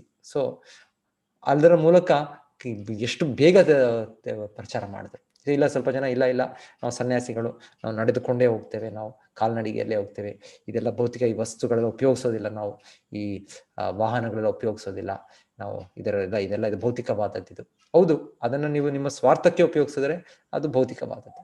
ಆದ್ರೆ ನೀವು ಅದು ಕೃಷ್ಣನಿಗೆ ಉಪಯೋಗಿಸಿದ್ರೆ ಅದರಲ್ಲಿ ಅದು ಸರಿಯಾದ ಉಪಯೋಗ. ಅದು ಸೊ ಆ ರೀತಿಯಲ್ಲಿ ಆಚಾರ್ಯರು ಇದನ್ನ ತೋರಿಸ್ಕೊಟ್ಟಿದ್ದು. ಅವರು ವೈಯಕ್ತಿಕವಾಗಿ ಹೇಗೆ ಏನೂ ಇಲ್ಲದೆ ಇರುವಾಗ ಆಚಾರ್ಯರು ಸಂಪೂರ್ಣ ಅವ್ರಿಗೆ ಹಾಗೇ ಇದ್ರು. ಎಲ್ಲ ವಸ್ತುಗಳು ಬಂದಾಗ ಅದನ್ನು ಕೃಷ್ಣನಿಗೆ ಸಮರ್ಪಿಸಿದ್ರು. ಸೊ ಆಚಾರ್ಯರು ಎಲ್ಲೂ ಯಾವ ಕೇಂದ್ರದಲ್ಲೂ ಹೇಳ್ತಾರೆ 108 ಕೇಂದ್ರಗಳು ಸ್ಥಾಪನೆ ಮಾಡಿದ್ರು, ಎಲ್ಲೂ ಕೂಡ ನಿಲ್ತಾ ಇರಲಿಲ್ಲ. ಅಲ್ಲಿ ನಿಂತು ಇಲ್ಲಿ ಒಳ್ಳೆ ದೇವಸ್ಥಾನ ಇದೆ, ಇಲ್ಲೊಂದೇ ಒಳ್ಳೆ ಉದ್ಯಾನವನ ಇದೆ, ಒಳ್ಳೆ ನಗರ ಇದೆ, ಇಲ್ಲಿ ಆ ಥರ ಇಲ್ಲ. ಆಚಾರ್ಯರು ಸತತವಾಗಿ ಒಂದರಿಂದ ಇನ್ನೊಂದು ಕಡೆಗೆ ಆ ವಯಸ್ಸಲ್ಲೂ ಕೂಡ ಅವರು ಶ್ರಮಪಟ್ಟು ಈ ಭಗವಂತನ ಪ್ರಚಾರವನ್ನು ನಡೆಸಿತ್ತು. ಸೊ ಈ ರೀತಿ ಈ ವೈರಾಗ್ಯ ನಿಜವಾದ ವೈರಾಗ್ಯ, ಯುಕ್ತ ವೈರಾಗ್ಯ ಅಂತ ಹೇಳ್ತಾರೆ. ಎಲ್ಲ ವಿಷಯಗಳು, ವಸ್ತುಗಳಿದ್ರು ಕೂಡ ಅದನ್ನು ಕೃಷ್ಣನಿಗೆ ಸಂಪೂರ್ಣವಾಗಿ ಸಮರ್ಪಿಸ, ಅದು ಪರಿಪೂರ್ಣವಾದ ವೈರಾಗ್ಯ. ಮೊದಲಿಗೆ ಸ್ಟಾರ್ಟಿಂಗ್ ಅಲ್ಲಿ ಓಕೆ, ನಾವು ಭೌತಿಕ ವಸ್ತುವನ್ನು ಬಿಡಬೇಕು, ನಮಗೆ ಮೊದಲ ಹಂತದಲ್ಲಿ ನಮಗೆ ಬೋಧನೆ ಮಾಡ್ತಾರೆ, ಈ ರೀತಿ ನೀವು ಇಂದ್ರಿಯ ವಸ್ತುಗಳು ದೂರ ಇರಬೇಕು ಅಂತ. ಆದ್ರೆ ತುಂಬಾ ಮುಂದೆ ವ್ಯಕ್ತಿಗಳು ಅವರು ಯಾವ ಇಂದ್ರಿಯ ವಸ್ತುಗಳ ಭಯ ಇಲ್ಲ, ಎಲ್ಲ ಇಂದ್ರಿಯ ವಸ್ತುಗಳನ್ನು ಅವ್ರು ಕೃಷ್ಣನ ಸೇವೆಗೆ ಉಪಯೋಗಿಸೋ ಒಂದು ಶಕ್ತಿ ಇರುತ್ತೆ ಅವ್ರಿಗೆ. ಸೊ ಅದನ್ನ ಇಲ್ಲಿ 2 ರೀತಿಯ ಯುಕ್ತ ವೈರಾಗ್ಯ, ಫಲ್ಗು ವೈರಾಗ್ಯ. ಫಲ್ಗು ಅಂದ್ರೆ ಇನ್ನೊಂದು ಹೇಳೋದು, ಒಂದು ನದಿ ಇದೆ, ಫಲ್ಗು ನದಿ ಅಂತ. ಆ ನದಿ ಇಲ್ಲಿ ಬಿಹಾರ ಪ್ರಾಂತ್ಯದಲ್ಲಿ ಬರುತ್ತೆ. ಹೇಳ್ತಾರೆ ಆ ಪ್ರಾಂತ್ಯದಲ್ಲಿ ಗಯಾಲ್ಲೂ ಕೂಡ ಇದೆ ಅನ್ಸ್ತಿದೆ. ಆ ಫಲ್ಗು ನದಿ ಅನ್ನೋದು ಹೊರಗೆ ಕಾಣೋದಿಲ್ವಂತೆ ಆ ನದಿ. ನಮಗೆ ಸಾಧಾರಣವಾಗಿ ನದಿಗಳು ಕಾಣುತ್ತೆ ಹೊರಗೆ ಇವಾಗ, ಆದ್ರೆ ಈ ನದಿ, ಫಲ್ಗು ನದಿ ಅನ್ನೋದು ಹೊರಗೆ ಅಷ್ಟು ಕಾಣೋದಿಲ್ಲ. ಇದು ಭೂಮಿ ಮೇಲೆ ನೋಡಿದ್ರೆ ಏನು ಇದ್ದಂಗಿಲ್ಲ, ಆದ್ರೆ ಕೆಳಗೆ ಸ್ವಲ್ಪ ಒಂದು 5 ಅಡಿ ಕೆಳಗೆ ಹೋದ್ರೆ ಕೆಳಗೆ ಒಂದು ಜೋರಾಗಿ ಒಂದು ನೀರು ಹರಿತಾ ಇದೆ. ಸೊ ಈ ಫಲ್ಗು ನದಿ ಹಾಗೆ ಹೋಗೋದು ಅಂತ ಹೇಳ್ತಾರೆ. ಸೊ ಹಾಗೆ ಅಂದ್ರೆ ನಮಗೂ ಹಾಗೆ ನಾವು ಹೊರಗೆ ಕಾಣಿಸ್ಕೊಳ್ಬೋದು, ನಾನು ಒಂದು ಸನ್ಯಾಸಿ, ಒಂದು ಇದು, ನಾನು ಎಲ್ಲವನ್ನು ತ್ಯಜಿಸ್ಬಿಟ್ಟಿದ್ದೇನೆ, ಇವೆಲ್ಲ ಭೌತಿಕ ಇಚ್ಛೆಗಳಿಲ್ಲ ನನಗೆ, ನಾನು ದೊಡ್ಡ ವೈರಾಗಿ ಅಂತ. ಆದರೆ ಈಗ ಆಂತರ್ಯವಾಗಿ ನೀವು ನೋಡಿದ್ರೆ, ಸ್ವಲ್ಪ ನನ್ನ ಒಳಗೆ ನೋಡಿದ್ರೆ ನೋಡ್ಬೋದು, ನನಗೆ ಎಷ್ಟೋ ಇನ್ನು ಭೌತಿಕ ಇಚ್ಛೆಗಳಿವೆ. ನನಗೆ ಹೀಗೆ ಆನಂದಿಸ್ಬೇಕು, ಹೀಗೆ ಇಂದ್ರಿಯ ಸುಖ ಪಡಿಬೇಕು, ಈ ಥರ ಗೌರವ ಬೇಕು ನನಗೆ, ಈ ರೀತಿ ನನಗೆ ಒಳಗಿರ್ಬೋದು. ಸೊ ಆ ರೀತಿ ಹೇಳ್ತಾರೆ. ಈ ಥರ ವೈರಾಗ್ಯ ಇದ್ರೆ ಆಗ ನಾನು ಫಾಲ್ಗು ವೈರಾಗಿ. ಫಲ್ಗು, ಈ ನದಿ, ಫಲ್ಗು ನದಿ ಹೇಗೆ ಹೊರಗೆ ಕಾಣೋದಿಲ್ಲ, ಒಳಗಿದೆ, ಆ ರೀತಿಯಲ್ಲಿ ಹೊರಗೆ ಕಾಣೋದಿಲ್ಲ, ಆದರೆ ಒಳಗೆ ಮನಸ್ಸಿನಲ್ಲಿ ಎಲ್ಲ ಭೌತಿಕ ಕಲ್ಮಶಗಳು ತುಂಬಿ ಇದೆ. ಸೊ ಅದಕ್ಕೆ ಫಲ್ಗು ವೈರಾಗ್ಯ ಅಂತ ಹೇಳ್ತಾರೆ. ಇನ್ನೊಂದು ಯುಕ್ತ ವೈರಾಗ್ಯ ಅಂದ್ರೆ ಎಲ್ಲವೂ ಭೌತಿಕ ವಸ್ತುಗಳು ಇರೋ ತರ ಕಾಣುತ್ತೆ, ಅದ್ರ ಮಧ್ಯೆನೇ ಇರ್ಬೋದು ವ್ಯಕ್ತಿ, ಆದರೆ ಎಷ್ಟು ಒಂದು ವೈರಾಗ್ಯ ಮನೋಭಾವ ಇದೆ ಅಂದ್ರೆ ಇದ್ಯಾವುದು ಕೂಡ ಸ್ವಾರ್ಥಕ್ಕೆ ಉಪಯೋಗಿಸೋದಿಲ್ಲ, ಅದು ಸಂಪೂರ್ಣವಾಗಿ ಭಗವಂತನ ಸೇವೆಗೆ ಉಪಯೋಗಿಸ್ತಾರೆ. ಇದಕ್ಕೂ ಕೂಡ ಒಂದು ಇನ್ಸ್ಟೆನ್ಸ್ ತರ ಹೇಳ್ತಾರೆ. ಚೈತನ್ಯ ಮಹಾಪ್ರಭು ಸಮಯದಲ್ಲಿ ಒಬ್ಬರು ಭಕ್ತರು, ಗದಾಧರ್ ಪಂಡಿತ ಅಂತ, ಸೊ ಅವ್ರಿಗೆ ಯಾರೋ ಹೇಳ್ತಾರೆ, ಒಬ್ಬರು ಪುಂಡರೀಕ ವಿದ್ಯಾರ್ಥಿ, ಇನ್ನೊಬ್ಬರು ಭಕ್ತರ ಬಗ್ಗೆ, ತುಂಬಾ ದೊಡ್ಡ ಭಕ್ತರು ಇವರು ಅಂತ ಹೇಳ್ತಾರೆ. ಸೊ ಇವರನ್ನ ಅವ್ರು ಕರ್ಕೊಂಡು ಹೋಗ್ತಾರೆ ಅವ್ರ ಹತ್ರ. ಅವ್ರು ಆಕ್ಚುಲಿ ಒಂದು ರಾಜ, ಆ ಸಮಯದಲ್ಲಿ ಚಿಕ್ಕ ಒಂದು ಇದಕ್ಕೆ ಒಂದು ಜಮೀನ್ದಾರು, ಈ ತರ ಎಲ್ಲ ಅವ್ರು ರಾಜರ ತರನೇ ಇರ್ತಾ ಇದ್ರು. ಜಮೀನ್ದಾರ್ ಅಂದ್ರೆ ಎಷ್ಟೋ ಪ್ರಾಂತ್ಯಗಳ ಎಷ್ಟೋ ಇದಕ್ಕೆ. ಸೊ ಇವ್ರನ್ನ ಅವ್ರ ಹತ್ರ ಕರ್ಕೊಂಡೋಗಿ ನೋಡ್ತಾರೆ, ಏನಪ್ಪ ಇವ್ರು ಇಷ್ಟು ದೊಡ್ಡ ಕೃಷ್ಣ ಭಕ್ತರು ಅಂತ ಹೇಳ್ತಾರೆ, ಆದ್ರೆ ನೋಡಿದ್ರೆ ಇವರು, ಅವರ ಬಟ್ಟೆ ನೋಡಿದ್ರೆ ಎಲ್ಲ ಒಂದು ಸಿಲ್ಕ್ ಬಟ್ಟೆ ಇದೆ, ಮತ್ತೆ ಅವರಿಗೆ ಸೇವಕರೆಲ್ಲ ಇದ್ದಾರೆ, ಅಷ್ಟು ಜನ, ಅವ್ರಿಗೆ ಅವರಿರೋ ಒಂದು ಹಾಸಿಗೆ ಈ ರೀತಿಯಲ್ಲಿದೆ, ಎಷ್ಟೆಷ್ಟು ನೋಡ್ತಾರೆ ಅವರು, ಅಷ್ಟೆಲ್ಲ ಬೆಲೆ ಬಾಳುವ ಈ ರೀತಿಯ ಒಂದು ಇದು. ಸೊ ಇವರಿಗೆ ಗದಾಧರ ಪಂಡಿತ ಅಂದ್ರೆ ಇವ್ರು ಬ್ರಾಹ್ಮಣ, ಇವರೊಂದು ಅದಷ್ಟು ಪರಿಶುದ್ಧದಲ್ಲಿ ಭಕ್ತಿ ಮಾಡ್ತಾ ಇದ್ದಾರೆ. ಸೊ ಅವ್ರು ಕೇಳಿದ್ದು ಇವರು ದೊಡ್ಡ ಭಕ್ತರು ಅಂತ. ಸೊ ಅವ್ರು ಹೋಗಿ ಅವ್ರು ನೋಡಿ, ಅವ್ರಿಗೆ ಚೈತನ್ಯ ಚರಿತಾಮೃತದಲ್ಲಿ ಈ ಒಂದು ಕತೆ ಅಲ್ಲಿ. ಸೊ ಇವರು ನೋಡಿ ಅವ್ರಿಗೆ ಒಂದು ಇದಾಗುತ್ತೆ, ಬಳಗೆ ಮನಸ್ಸಲ್ಲಿ ಆಲೋಚನೆ ಮಾಡ್ತಾ ಇರ್ತಾರೆ, ಇದೆಂತ ಭಕ್ತರಪ್ಪ ಇವರು, ಕೃಷ್ಣ ಭಕ್ತರು ಅಂತ ಹೇಳ್ತಾರೆ, ನೋಡಿದ್ರೆ ಇಷ್ಟು ಸಂಪತ್ತು, ಇಷ್ಟು ಇದರಲ್ಲಿ ಮಧ್ಯೆಯಲ್ಲಿ ಅವರು ಆನಂದ ಪಡೋ ತರ ಇದೆ, ಇವರು ಒಂದು ಭೋಗಿಯಾಗಿ ಕಾಣ್ತಾರೆ, ಇವರೇನ್ ಭಕ್ತರು ಇವರು ಅಂತ ಅನ್ಸುತ್ತೆ. ಸೊ ಹಾಗಾಗಿ ಇವರು ಮನಸ್ಸೆಲ್ಲ ಆಗ್ತಾ ಇರುತ್ತಂತೆ. ಅವ್ರ ಜೊತೆ ಅವ್ರು ಯಾರು ಕರ್ಕೊಂಡು ಹೋಗಿದ್ದಾರೆ, ಮುಕುಂದ ದತ್ತ ಅಂತ ಇನ್ನೊಂದು ಭಕ್ತರು. ಸೊ ಅವರು ಕೂಡ ಗೊತ್ತಾಗುತ್ತೆ ಅವ್ರಿಗೆ, ಗದಾಧರ ಪಂಡಿತರಿಗೆ ಏನೋ ಅವ್ರ ಮೇಲೆ, ಯಾರು ಪುಂಡರೀಕ ವಿದ್ಯಾರ್ಥಿ, ಅವ್ರ ಮೇಲೆ ಸ್ವಲ್ಪ ಮನಸ್ಸಿನಲ್ಲಿ ಅವರು ತಪ್ಪು ಕಂಡು ಹಿಡಿತಾ ಇದ್ದಾರೆ ಅಂತ ಗೊತ್ತಾಗುತ್ತೆ ಅವ್ರಿಗೆ. ಸೊ ಅದಕ್ಕೆ ಏನ್ ಮಾಡ್ತಾರೆ ಇವರು, ಯಾವುದೋ ಒಂದು ಭಗವಂತನ ಪ್ರಾರ್ಥನೆ ಯಾವುದು ಭಾಗವತದಲ್ಲಿ ಹೇಳ್ತಾರೆ, ಅದನ್ನು ಸ್ತುತಿ ಮಾಡ್ಲಿಕ್ಕೆ ಪ್ರಾರಂಭಿಸ್ತಾರೆ ದೊಡ್ಡದಾಗಿ, ಗಟ್ಟಿಯಾಗಿ ಆ ಪ್ರಾರ್ಥನೆ. ಸೊ ಅವರು ಆ ಕೃಷ್ಣನ ಪ್ರಾರ್ಥನೆಯನ್ನು ಕೇಳಿದ್ದೆ ಹೇಳ್ತಾರೆ ಅವ್ರ ಪುಂಡರೀಕ ವಿದ್ಯಾನಿಧಿ. ಅವರು ಆಕ್ಚುಲಿ ಮಲಗೋ ರೀತಿಯಲ್ಲಿ ಅವ್ರು ಇರ್ತಾರೆ ಬೆಡ್ ಮೇಲೆ, ಯಾರೋ ಅವ್ರ ಸೇವಕರು ಯಾರೋ ಅವ್ರಿಗೆ ಇದು ಬೇಕು ಚಾಮರ, ರಾಜರಿಗೆ ಅಂದ್ರೆ ಅವ್ರೆಲ್ಲ ಮಾಡ್ತಾರೆ, ಅವ್ರಿಗೆ ಇದು ಚಾಮರ ಒಂದು ಇದು ಮಾಡೋದು, ಸೇವೆ ಮಾಡೋದು, ಬೀಸೋದೆಲ್ಲ. ಸೊ ಆ ರೀತಿಯಲ್ಲಿ ಮಾಡ್ತಾ ಇರ್ತಾರೆ ಎಲ್ಲ ಅವ್ರ ಸುತ್ತು. ಆದ್ರೆ ಹೇಳ್ತಾರೆ, ಅವ್ರು ಕೃಷ್ಣನ ಒಂದು ಆ ಗುಣಗಾನವನ್ನು ಕೇಳಿದ್ದೆ ಆ ಭಕ್ತರು, ಅವ್ರು ಎಷ್ಟು ಒಂದು ಇದಾಗ್ತಾರೆ ಅಂದ್ರೆ, ಇದು ತುಂಬಾ ಒಂದು ಅಡ್ವಾನ್ಸ್ ಡಿವೋಟಿಸ್ ಅಲ್ಲಿ ಕಾಣೋದು. ಇವಾಗ ನಮ್ಗೆ ಅವೆಲ್ಲ ಇಲ್ಲ, ನಮಗೆ ಕೃಷ್ಣನ ಬಗ್ಗೆ ನಾವು ಪ್ರಯತ್ನ ಮಾಡ್ತಾ ಇದ್ದ ಭಕ್ತಿಗೆ. ಇವರು ಶುದ್ಧ ಭಕ್ತರು ಅಂದ್ರೆ ಆ ಸ್ಥಿತಿಯಲ್ಲಿರೋರು, ಅವ್ರಿಗೆ ಆ ಭಕ್ತಿ ಪ್ರವಾಹ ತಡ್ಕೊಳಕ್ ಆಗೋದಿಲ್ಲ. ಕೃಷ್ಣನ ಬಗ್ಗೆ ಕೇಳಿದ್ರೆ ಅವ್ರು ಕೃಷ್ಣ ಮೇಲೆ ಸಮಾಧಿಯಲ್ಲೇ ಇರ್ತಾರೆ, ಇನ್ನೇನಾದ್ರೂ ಕೃಷ್ಣನ ಇದು ಇನ್ನ ಹೆಚ್ಚಾಗಿ ಅವ್ರಿಗೆ ಒಂದೊಂದ್ಸಲ ಎಷ್ಟು ಅವ್ರಿಗೆ ತನ್ಮಯರಾಗ್ತಾರೆ ಅಂದ್ರೆ, ಆ ಭೌತಿಕ ವಸ್ತುಗಳು ಅವರ ಒಂದು ಪರಿಕಲ್ಪನೆ ಇರೋದಿಲ್ಲ, ಅವ್ರು ಯಾರಿದ್ದಾರೆ ಯಾರಿಲ್ಲ ಅದೇನು ಗೊತ್ತಿರೋದಿಲ್ಲ ಅವ್ರಿಗೆ. ಸೊ ಆ ರೀತಿಯಲ್ಲಿ ಆ ಪುಂಡರೀಕ ವಿದ್ಯಾನಿಧಿ ಅವ್ರ ಮೇಲೆದ್ದು ಅಲ್ಲಿರೋ ಎಲ್ಲ ಅವರು ಬೆಲೆ ಬಾಳುವ ಏನು ಸಾಮಾನ್ಯ ಇರುಗಳಿರುತ್ತೆ, ಯಾವುದೋ ಒಂದು ಚಿನ್ನದ ಯಾವುದೋ ಒಂದಿದೋ ಇನ್ನು ದೀಪ, ಅದೆಲ್ಲ ಕೂಡ ನುಚ್ಚು ನೂರು ಮಾಡ್ಬಿಡ್ತಾರಂತೆ. ಆಮೇಲೆ ಅವರು ಹಾಸಿಗೆ ಯಾವ್ದಿರುತ್ತೆ ಅದನ್ನೆಲ್ಲ ಇದು ಮಾಡ್ಬಿಡ್ತಾರೆ, ಹರಿದು ಬಿಡ್ತಾರೆ ಅಂತ. ಸೊ ಅವರು ಎಲ್ಲರೂ ಎಂಥದ ಬೆಳೆ ಬಾಳುವ ವಸ್ತು, ಒಂದು ಹುಚ್ಚನು ವರ್ತನೆ ಮಾಡೋ ತರ ಮಾಡ್ತಾರೆ. ಸೊ ಆಮೇಲೆ ಗದಾಧರ ಪಂಡಿತಿಗೆ ಅರ್ಥ ಆಗುತ್ತೆ, ಸೊ ನಾನು ಇವರಲ್ಲಿ ತಪ್ಪು ಕಂಡಿದ್ದು, ಮುಕುಂದದತ್ತ ಸದ್ಯ ನನ್ನನ್ನು ಇದರಿಂದ ಪಾರು ಮಾಡಿದ್ರು. ಈ ವ್ಯಕ್ತಿ ಎಷ್ಟು ಒಂದು ಉನ್ನತ ಸಾಧನೆಯಲ್ಲಿದ್ದಾರೆ ಅಂದ್ರೆ, ಕೃಷ್ಣನ ಸ್ಮರಣೆಗೆ ಅಷ್ಟು ಇದೆ ಅಂದ್ರೆ, ಕೃಷ್ಣನ ಬಗ್ಗೆ ಸ್ವಲ್ಪ ಕೇಳಿದ್ದೆ, ಅವರು ಯಾವ ಭೌತಿಕ ವಸ್ತು ಯಾರಿದ್ದಾರೆ ಯಾರಿಲ್ಲ ಆ ಪರಿಕಲ್ಪನೆ ಇಲ್ಲದೆ ಅವರು ಒಂದು ಆ ಇದರಲ್ಲಿ ವ್ಯವಹಾರ ಈ ರೀತಿ ಮಾಡಿದ್ದು ಅಂತ ಅವ್ರಿಗೆ ಅರ್ಥ ಆಗುತ್ತೆ. ಸೊ ಈ ರೀತಿ ಹೇಳೋದು ಒಂದೊಂದು ಸನ್ನಿವೇಶಗಳು ಇಲ್ಲಿ ನಮಗೆ ಹೊರಗೆ ನೋಡಿದಾಗ ಅವರು ಎಲ್ಲ ಒಂದು ಇದರ ಮಧ್ಯೆ ಕಾಣ್ಬೋದು, ಒಂದು ಭೋಗಿಗಳಾಗಿ ಒಂದು ಇದಕ್ಕೆ ಕಾಣ್ಬೋದು, ಅದು ಆಂತರ್ಯವಾಗಿ ದೊಡ್ಡ ಭಕ್ತರಾಗಿರ್ಬೋದು ಅವರು. ಇಲ್ಲ ಒಬ್ಬೊಬ್ರು ನಾವು ಹೊರಗೆ ನೋಡಿದಾಗ ತುಂಬಾ ಒಂದು ಸರಳವಾಗಿ ತುಂಬಾ ಒಂದು ಇದಾಗಿ ಭಗವಂತನ ಒಂದು ಭಕ್ತರ ಕಾಣ್ಬೋದು, ಆದ್ರೆ ಆಂತರ್ಯವಾಗಿ ನೋಡಿದ್ರೆ ನಮ್ಮಲ್ಲಿ ಎಲ್ಲ ಭೌತಿಕ ಇಚ್ಛೆಗಳು ಎಲ್ಲ ತುಂಬಿ ತುಳುಕ್ತಾ ಇರ್ಬೋದು ನಮಗೆ. ಸೊ ಈ ರೀತಿ ಇದು ಫಾಲ್ಗು ವೈರಾಗ್ಯ, ಯುಕ್ತ ವೈರಾಗ್ಯ ಅಂತ ಇಲ್ಲಿ ತಿಳಿಸ್ತಾ ಇರೋದು. ಸೊ ಎನಿವೆ, ಸೊ ಈ ಭಕ್ತಿ ಮಾರ್ಗದಲ್ಲಿ ನಮಗೆ ಯಾವ್ದು ಸಹಾಯ ಆಗುತ್ತೆ ಅದನ್ನ ನಾವು ಸ್ವೀಕರಿಸ್ತೇವೆ, ಅದು. ಸೊ ನಾವು ಉನ್ನತ ಭಕ್ತರು ಮಾಡೋ ರೀತಿಯಲ್ಲಿ ನಾವು ಕೂಡ ಅಂತರ ಮಾಡಬೇಕು ಅಂತಲ್ಲ, ಎಲ್ಲ ಭೌತಿಕ ವಸ್ತುಗಳನ್ನ ನಾವು ಸ್ವೀಕರಿಸಿ ಅಂತ ನಮ್ಮ ಹಂತದಲ್ಲಿ ನಾವು ಆ ರೀತಿಯಲ್ಲಿ ಅಭ್ಯಾಸ ಮಾಡ್ಬೇಕು. ಅದು ನಮ್ಮ ಶಕ್ತಿ, ನಾವು ನಮ್ಮ ಸ್ಥಿತಿ ನೋಡಿ ನಾವು ಅಭ್ಯಾಸ ಮಾಡ್ಬೇಕು. ನಾವು ಜ್ಞೇಯ ಸ ನಿತ್ಯ ಸನ್ಯಾಸಿ ಯೋ ನ ದ್ವೇಷ್ಟಿ ನ ಕಾಂಕ್ಷತಿ ನಿರ್ದ್ವಂದ್ವೋ ಹಿ ಮಹಾಭಾವೋ ಸುಖಂ ಬಂಧಾತ್ ಪ್ರಮುಚ್ಯತೆ. ಕರ್ಮಫಲದಲ್ಲಿ ತಿರಸ್ಕಾರವಾಗಲಿ ಅಪೇಕ್ಷೆಯಾಗಲಿ ಇಲ್ಲದವನನ್ನು ನಿತ್ಯ ಸನ್ಯಾಸಿ ಎಂದು ತಿಳಿಯಬೇಕು. ಮಹಾಭಾವವಾದ ಅರ್ಜುನನೇ, ದ್ವಂದ್ವಗಳಿಂದ ಮುಕ್ತನಾದ ಇಂತಹ ಮನುಷ್ಯನು ಸುಲಭವಾಗಿ ಐಹಿಕ ಬಂಧನದಿಂದ ಪಾರಾಗುತ್ತಾನೆ ಮತ್ತು ಸಂಪೂರ್ಣವಾಗಿ ಮುಕ್ತನಾಗುತ್ತಾನೆ. ಫಲಾಸಕ್ತಿ ಇಲ್ಲದ ಕರ್ಮಕ್ಕೆ ಪ್ರತಿಕ್ರಿಯೆ ಇಲ್ಲ. ಸೊ ಇದು ಇನ್ನೊಂದು ಸನ್ನಿವೇಶ. ಇವರು ಒಬ್ಬರು ಹರಿದಾಸ್ ಠಾಕೂರ್ ಅಂತ ತುಂಬಾ ದೊಡ್ಡ ಭಕ್ತರು. ಶ್ರೀ ಚೈತನ್ಯ ಮಹಾಪ್ರಭು ಸಮಯದಲ್ಲಿ ಇವರು ಹುಟ್ಟಿದ್ದು, ಇವರು ಜನನ ಒಂದು ಮುಸ್ಲಿಂ ಕುಟುಂಬ. ಆಗ ಬಾಂಗ್ಲಾದೇಶ್, ಈಸ್ಟ್ ಬೆಂಗಾಲ್, ಬಾಂಗ್ಲಾದೇಶ್ ಅಲ್ಲಿ ಆ ಸಮಯ 500 ವರ್ಷಗಳ ಹಿಂದೆ. ಸೊ ನಂತರ ಇವರು ಕೃಷ್ಣನ ನಾಮ ಜಪವನ್ನು ಮಾಡ್ತಾ ಇದ್ದು, ಪ್ರತಿ ದಿವಸ ಇವ್ರು ಮಾಡ್ತಾ ಇದ್ದು, ನಾವೇನು ಜಪಮಣಿಯಲ್ಲಿ 108 ಬಾರಿ ಅಂತ ಹೇಳ್ತೇವೆ, ಆ ರೀತಿಯಲ್ಲಿ 192 ಮಾಲೆ. ಅಂದ್ರೆ ಅವರ ಶಿಸ್ತು ಅಂದ್ರೆ ಪ್ರತಿನಿತ್ಯ 3 ಲಕ್ಷ ಕೃಷ್ಣನಾಮ ಹೇಳ್ಬೇಕು ಅಂತ. ಸೊ ನಾವೀಗ ಮಾಡೋ ಜಪದಲ್ಲಿ ಹರೇ ಕೃಷ್ಣ ಕೃಷ್ಣ ಕೃಷ್ಣ ಹರೇ ಹರೇ, ಹರೇ ರಾಮ ರಾಮ ರಾಮ ಹರೇ ಹರೇ, ಇದರಲ್ಲಿ 16 ನಾಮಗಳಿದೆ ಇದರಲ್ಲಿ. ಇದನ್ನು ನಾವು 108 ಬಾರಿ ಮಾಡಿದ್ರೆ, ನೀವು ಲೆಕ್ಕ ಮಾಡಿದ್ರೆ 1728 ಬರುತ್ತೆ. ಇದು ಒಂದು ಸುತ್ತು ಇದು.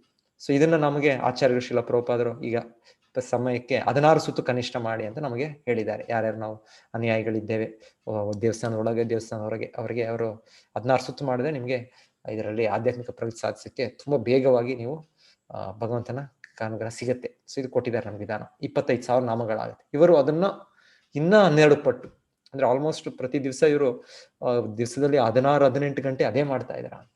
ಸೊ ಇದು ನಮ್ಗೆ ಇವಾಗ ಮಾಡ್ಲಿಕ್ಕೆ ಆಗಲ್ಲ. ನಮಗೆ ಇದೆ 1.5-2 ಗಂಟೆ ಮಾಡೋದೇ ಒಂದು ದೊಡ್ಡದಾಗಿದೆ ನಮಗೆ. ಆಕ್ಚುಲಿ ಇದೇನು ಕಷ್ಟ ಇಲ್ಲ, ಅಭ್ಯಾಸ ಅಷ್ಟೇ. ಸೊ ಎನಿವೆ, ಆದ್ರೆ ಇವ್ರು ಮಾಡ್ತಾ ಇದ್ದು ಅಷ್ಟು ದೊಡ್ಡ ಇದು. ಅದಕ್ಕೆ ಚೈತನ್ಯ ಮಹಾಪ್ರಭು ಇವರಿಗೆ ನಂತರ ಒಂದು ಬಿರುದ್ದು ಪದವಿ ಕೊಟ್ಟಿದ್ದು ನಾಮಾಚಾರ್ಯ ಅಂತ. ಈ ಭಗವಂತನ ನಾಮವನ್ನು ಹೇಳೋದಕ್ಕೆ ಆಚಾರ್ಯರು ಇವರು. ಸೊ ಇವರು ನಾಮಾಚಾರ್ಯ ಹರಿದಾಸ್ ಠಾಕೂರ್ ಅಂತ. ಸೊ ಇವರದ್ದು ಇಲ್ಲಿ ತೋರಿಸ್ತಾ ಇರೋದು. ಸೊ ಇವರು ಎಷ್ಟು ಒಂದು ಶಿಸ್ತಿನಿಂದ ಇದು ಮಾಡ್ತಾ ಇದ್ರು ಅಂದ್ರೆ, ಒಮ್ಮೆ ಈ ರೀತಿ ಇಲ್ಲಿ ನೋಡ್ತಾ ಇರೋದು ಸಾಕ್ಷಾತ್ ಮಾಯಾದೇವಿ ಅಂದ್ರೆ ದುರ್ಗೆ. ಸೊ ಯಾರು ನಮ್ಮನ್ನು ಈ ಭೌತಿಕ ಜಗತ್ತಿನಲ್ಲಿ ಈ 3 ಗುಣಗಳಲ್ಲಿ ನಮ್ಮನ್ನು ನಿಯಂತ್ರಿಸಿ ಬಿಟ್ಟಿದ್ದಾರೆ. ಮಾಯಾ ಅಂದ್ರೆ ಹೇಗಂದ್ರೆ ಪೊಲೀಸ್ ಇದ್ದಾಗೆ. ಪೊಲೀಸು ಅವ್ರು ಯಾಕೆ ಅವರು ಇದ್ದಾರೆ ಅಂದ್ರೆ, ಒಂದು ಇದರಲ್ಲಿ ಜೈಲಲ್ಲಿರೋ ವ್ಯಕ್ತಿಗಳನ್ನ ಸರಿ ಮಾಡ್ಲಿಕ್ಕೆ ಇದ್ದಾರೆ. ಸೊ ಆ ರೀತಿ ದುರ್ಗಾದೇವಿ ಅಂದ್ರೆ ಅವರು ಮಾಯಾ ನಮಗೆ ಈ ಭೌತಿಕ ಜಗತ್ತಿನಲ್ಲಿ ನಮ್ಮನ್ನು ಸರಿ ಮಾಡ್ಲಿಕ್ಕೆ ಅವರು ನಮಗೆ ಶಿಕ್ಷೆ ಕೊಡೋದು, ನಮಗೆ ಆ ರೀತಿ ಒಂದು ಮೋಹದಲ್ಲಿ ಇಟ್ಟಿರೋದು ಅವರು.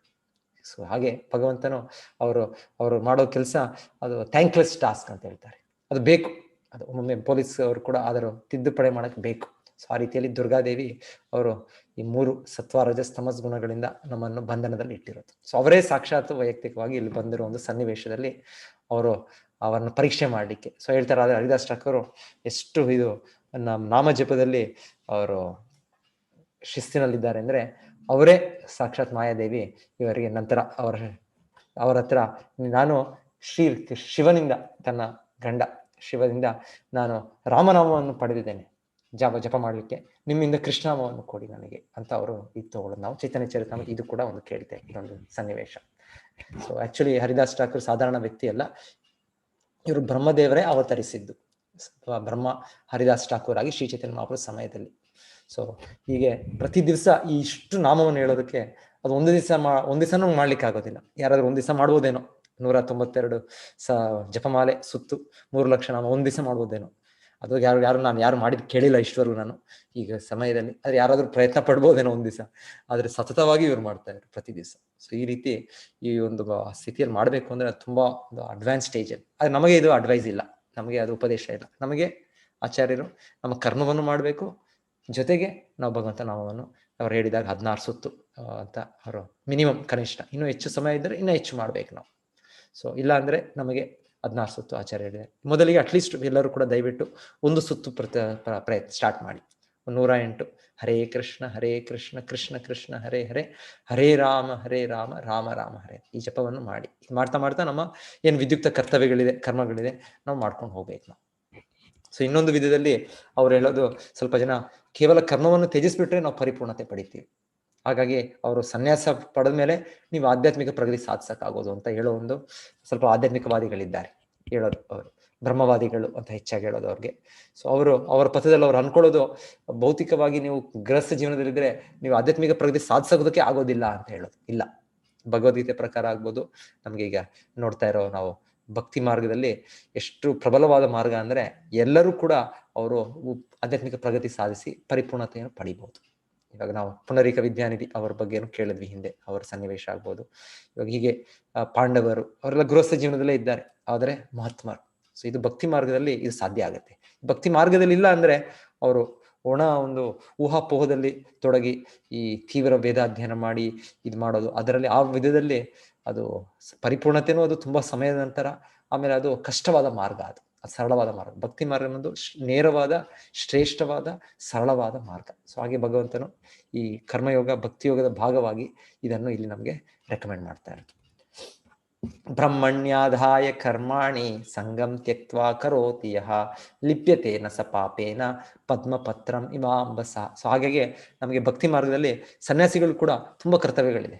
ಇವಾಗ ನೀವು ನೋಡ್ತೀರಾ, ಇವಾಗ ಉಡುಪಿ ಮಠದಲ್ಲಿ ನೋಡ್ಬೋದು, ಇಲ್ಲಾಂದ್ರೆ ಇನ್ನೊಂದ್ ಕಡೆ ನೋಡ್ಬೋದು, ಎಷ್ಟು ಸನ್ಯಾಸಿಗಳಾದವರು ಅವ್ರಿಗೆ ಎಷ್ಟೋ ಕಾರ್ಯಗಳಿದೆ. ಭಗವಂತನ ಪೂಜೆ ಇದೆ, ಭಗವಂತನ ಸೇವೆಯಲ್ಲಿ. ಇವಾಗ ನಮ್ಮ ಇಸ್ಕಾನಲ್ಲೂ ಆಚಾರ್ಯರು ಕೊಟ್ಟರು. ಆಚಾರ್ಯರು ಕೂಡ ಮೊದಲಿಗೆ ಅವರು ಪ್ರಚಾರ ಮಾಡುವಾಗ ಅವರೇ ಅಡುಗೆ ಮಾಡ್ತಾ ಇದ್ರು. ಶ್ರೀಲಪ್ರಭು ಆಕ್ಚುಲಿ ಸನ್ಯಾಸಿಗಳು ಮಾಡಬಾರ್ದು ಅದು ಅವರು, ಯಾಕಂದ್ರೆ ವೈಯಕ್ತಿಕವಾಗಿ ನಮಗೆ ಇಂದ್ರಿಸ್ಕುಕ್ಕೆ ಅಂತ ಮಾಡಬಾರ್ದು. ಆದ್ರೆ ಅವ್ರ ಆಚಾರ್ಯರು ಶ್ರೀಲಪ್ರಭುಪಾದ ಅಮೆರಿಕೆಗೆ ಹೋದಾಗ ಅವರೊಬ್ಬರೇ ಏಕಾಂತವಾಗಿ ಹೋಗಿದ್ದು, ಅಲ್ಲಿ ಹೇಗೆ ಪ್ರಚಾರ ಮಾಡೋದು? ಸೊ ಆಚಾರ್ಯರು ಅವರೇ ತಯಾರಿ ಮಾಡಿ ಮೊದಲ ಅಮೆರಿಕನ್ ಶಿಷ್ಯರು, ಇಲ್ಲ ಮೊದಲ ಶಿಷ್ಯರು ಅಲ್ಲ, ಅವ್ರ ಅಮೆರಿಕನ್ ಜನರಿಗೆ ಇವರೇ ಅವರಿಗೆ ಭಗವಂತನಿಗೆ ಅರ್ಪಣೆ ಮಾಡಿ ಪ್ರಸಾದವನ್ನು ಕೊಡ್ತಾ ಇದ್ರು.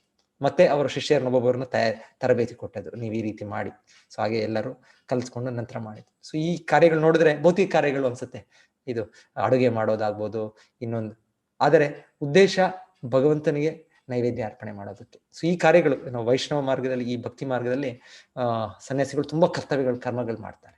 ಸೊ ಇದು ಮಾಡ್ಬೇಕಾದದ್ದು. ಕರ್ಮಗಳ ಸುಮ್ಮನೆ ಬಿಟ್ಬಿಡೋದು ಅಂತಲ್ಲ.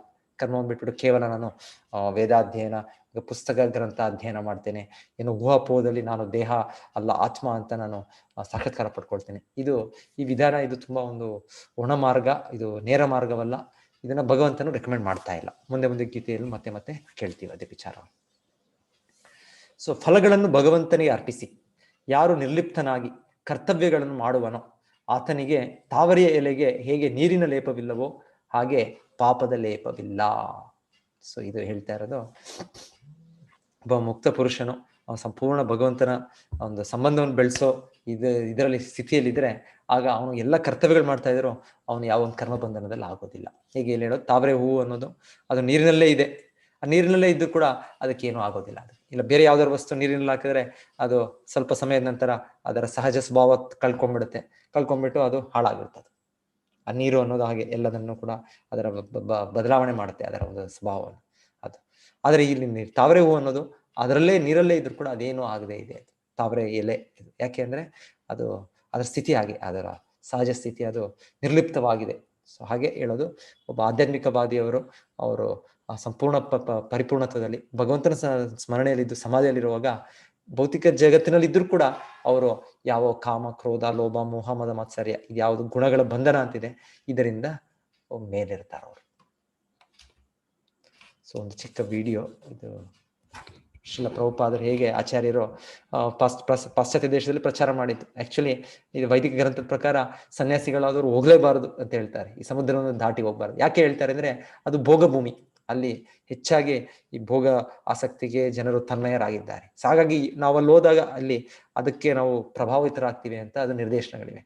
ಆದರೆ ಮುಕ್ತ ಸ್ಥಿತಿಯಲ್ಲಿರೋ ಭಕ್ತರು ಅವ್ರಿಗೇನೂ ಆಗೋದಿಲ್ಲ, ಅವರು ಅವ್ರನ್ನ ಬದಲು ಮಾಡ್ತಾರೆ. ಶ್ರೀಲ ಪ್ರಭುಪಾದರು ಅಮೆರಿಕೆಯಲ್ಲಿ ಫಸ್ಟ್ ಹೋದಾಗಲೂ ಯಾರೋ ಒಬ್ಬರು ಇನ್ನೊಂದು ಸಂಸ್ಥೆಯವರು ಹೇಳಿದ್ದು, ನೀವು ಈ ರೀತಿ ಈ ಭಾರತೀಯ ಉಡುಪು ಆಮೇಲೆ ಈ ರೀತಿ ಆಚರಣೆ ಅಷ್ಟು ಶಿಸ್ತಿನಿಂದ ನಿಯಮಗಳು ಪಾಲನೆ ಮಾಡೋದಿಲ್ಲ ಆಗೋದಿಲ್ಲ. ನೀವು ಇಲ್ಲಿ ಸ್ವಲ್ಪ ಇಲ್ಲಿ ಏನೋ ಹೇಳ್ತಾರೆ, ಇದು ಚಳಿಯ ದೇಶ, ಇಲ್ಲಿ ಸ್ವಲ್ಪ ಕುಡಿಯೋದು ಅದೆಲ್ಲ ಇರಬೇಕು, ಇನ್ನೊಂದು ಈ ಮಾಂಸಾಹಾರ ಇದೆಲ್ಲ ಇರಬೇಕು, ಈ ರೀತಿ ಎಷ್ಟೆಷ್ಟೋ ನಾವೇನು ಹೇಳ್ತೀವಿ ನಿಷಿದ್ಧ ಕಾರ್ಯಗಳು ಹೇಳ್ತೀವಿ, ಇದೆಲ್ಲ ಅಲೋ ಮಾಡ್ಬೇಕು ನೀವು, ಆಗ್ಲೇ ನಿಮ್ಗೆ ಅನುಯಾಯಿಗಳು ಸಿಗ್ತಾರೆ, ನಿಮ್ಮ ಪ್ರಚಾರದಲ್ಲಿ ನೀವು ಸ್ವಲ್ಪ ಸಕ್ಸಸ್ಫುಲ್ ಆಗ್ತೀರಾ ನೀವು ಅಂತ. ಸೊ ಆಚಾರ್ಯರು ಏನು ಮಾಡ್ಲಿಲ್ಲ ಹಾಗೆ. ಆಚಾರ್ಯರು ಇರುವಾಗೇ ಇದ್ದರು, ಆದ್ರೆ ಅವರ ಶಿಷ್ಯರನ್ನು ಬದಲು ಮಾಡಿದ್ರು. ಅವರು ಕೂಡ ಅವರ ವಸ್ತ್ರವನ್ನು ನಮ್ಮ ರೀತಿಯಲ್ಲಿ ಬದಲಾವಣೆ ಮಾಡೋ ತರ ಅವರ ಆಚರಣೆ ಎಲ್ಲವೂ ಕೂಡ. ಸೊ ಈ ರೀತಿ ಹೇಳೋದು, ಇದು ಆಚಾರ್ಯರು ಆ ಸ್ಥಿತಿಯಲ್ಲಿದ್ದಾರೆ. ಆ ಸ್ಥಿತಿಯಲ್ಲಿ ಇರೋದ್ರಿಂದ ಆ ಒಂದು ಪ್ರಭಾವದಿಂದ ಬೇರೆಯವರು ಬದಲಾಗ್ತಾರೆ, ಇವರು ಬದಲಾಗ್ಲಿಲ್ಲ. ಸೊ ಇದು ಉತ್ತಮ ಉದಾಹರಣೆ. ನಾವೇನ್ ಕೇಳಿದ್ವಿ ಇಲ್ಲಿ, ಬ್ರಹ್ಮಣ್ಯಾದಾಯ ಕರ್ಮಾಣಿ ಸಂಗಮ್ ತ್ಯಕ್ತ್ವಾ ಕರೋತಿಯ ಲಿಪ್ಯತೆ ನ ಸ ಪಾಪೇನ ಪದ್ಮಪತ್ರ ಮಿವಾಂಬಸ. ಪದ್ಮಪತ್ರ ಅಂದ್ರೆ ಆ ತಾವರೆ ಹೂ, ತಾವರೆ ಎಲೆ ಇರೋದು, ನೀರಿನಲ್ಲಿದ್ದರೂ ಅದೇನು ಅದು ಕಲ್ಮಶಕ್ಕೆ ಗುರಿ ಆಗಿಲ್ಲ ಅದು. ಸೊ ಹಾಗೆ ಮುಕ್ತ ಪುರುಷರ ಸ್ಥಿತಿ ಅಂತ ಚಿಕ್ಕ ನಾವು ಆಡಿಯೋ ನೋಡೋಣ.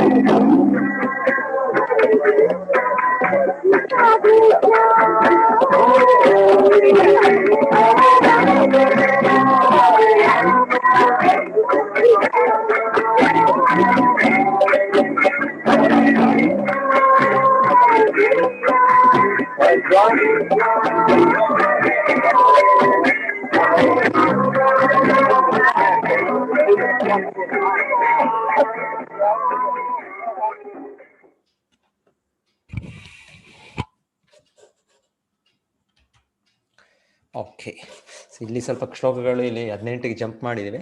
ನಾನು ಇದರಿಂದ ಸ್ವಲ್ಪ ನೋಡ್ತೇನೆ. ನಮ್ಮ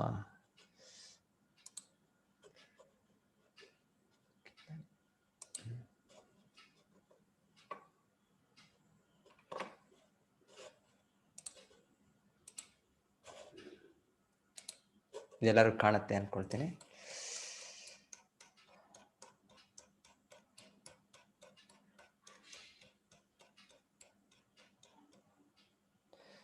ನೈವ ಕಿಂಚಿತ್ ಕರೋಮೀತಿ ಯುಕ್ತೋ ಮನ್ಯೇತ ತತ್ವವಿತ್ ಪಶ್ಯಹಿ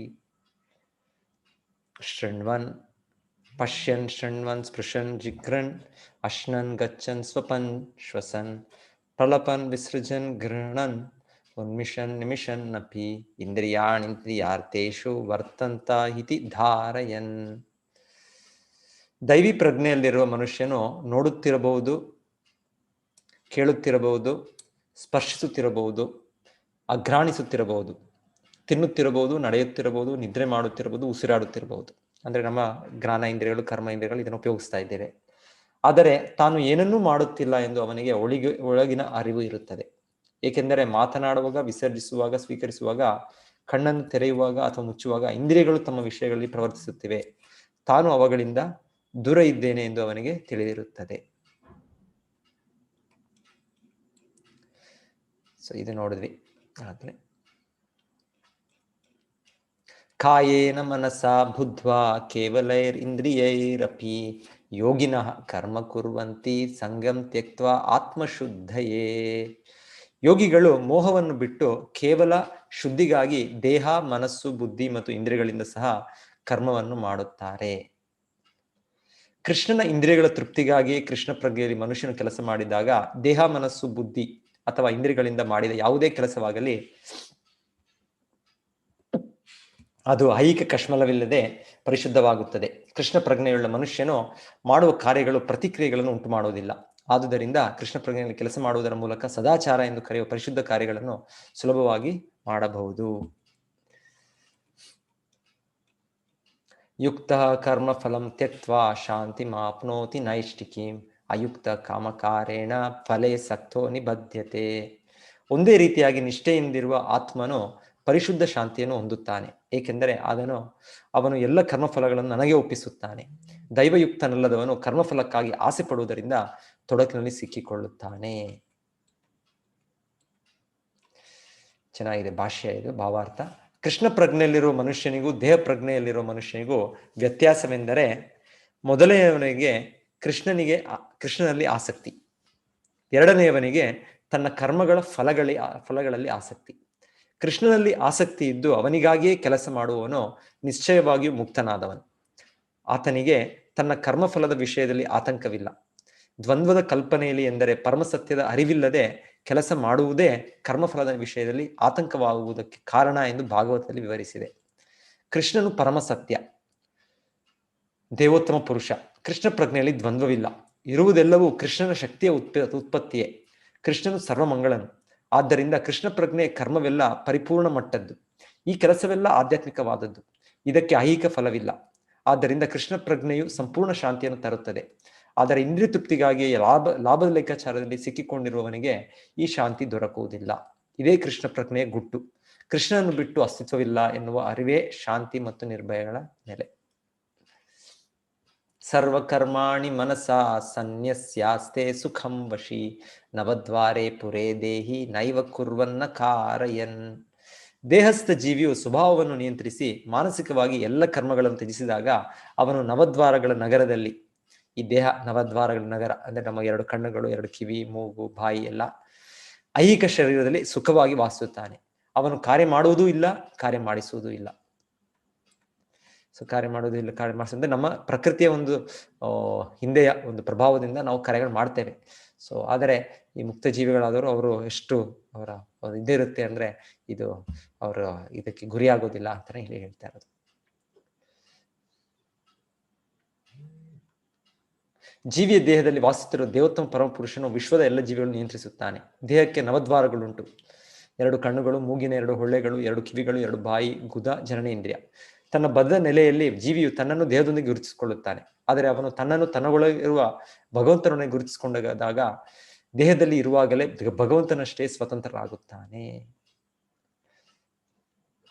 ನ ಕರ್ತೃತ್ವಂ ನ ಕರ್ಮಾಣಿ ಲೋಕಸ್ಯ ಸೃಜತಿ ಪ್ರಭು ನ ಕರ್ಮಫಲ ಸಂಯೋಗಂ ಸ್ವಭಾವಸ್ತು ಪ್ರವರ್ತತೆ. ತನ್ನ ದೇಹವೆಂಬ ನಗರದ ಒಡೆಯನಾದ ದೇಹಸ್ಥ ಆತ್ಮನು ಕರ್ಮಗಳನ್ನು ಸೃಷ್ಟಿಸುವುದಿಲ್ಲ, ಜನರಿಗೆ ಕರ್ಮ ಮಾಡುವಂತೆ ಮನ ಒಲಿಸುವುದಿಲ್ಲ ಮತ್ತು ಕರ್ಮಫಲವನ್ನು ಸೃಷ್ಟಿಸುವುದಿಲ್ಲ. ಇವೆಲ್ಲವನ್ನು ಐಹಿಕ ಪ್ರಕೃತಿ ಗುಣಗಳೇ ಸೃಷ್ಟಿ ಮಾಡುತ್ತವೆ.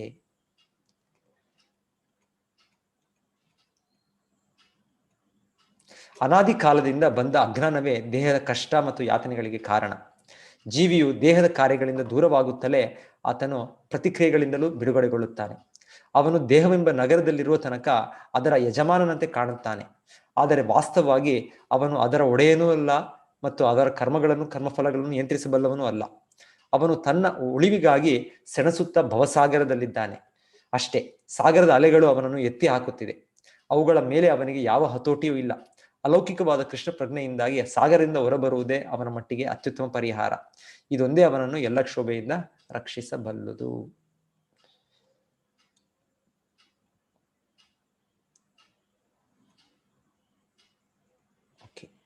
ಸೊ ಉನ್ನತ ಪ್ರಕೃತಿಯ ಜೀವಿಯು ಅನಾದಿ ಕಾಲದಿಂದ ಹೇಗೋ ಐಹಿಕ ವಾಸಸ್ಥಳವು ವಿವಿಧ ಕಾರ್ಯಗಳ ಮತ್ತು ಆ ಕರ್ಮಫಲಗಳ ಕಾರಣವಾಗುತ್ತದೆ.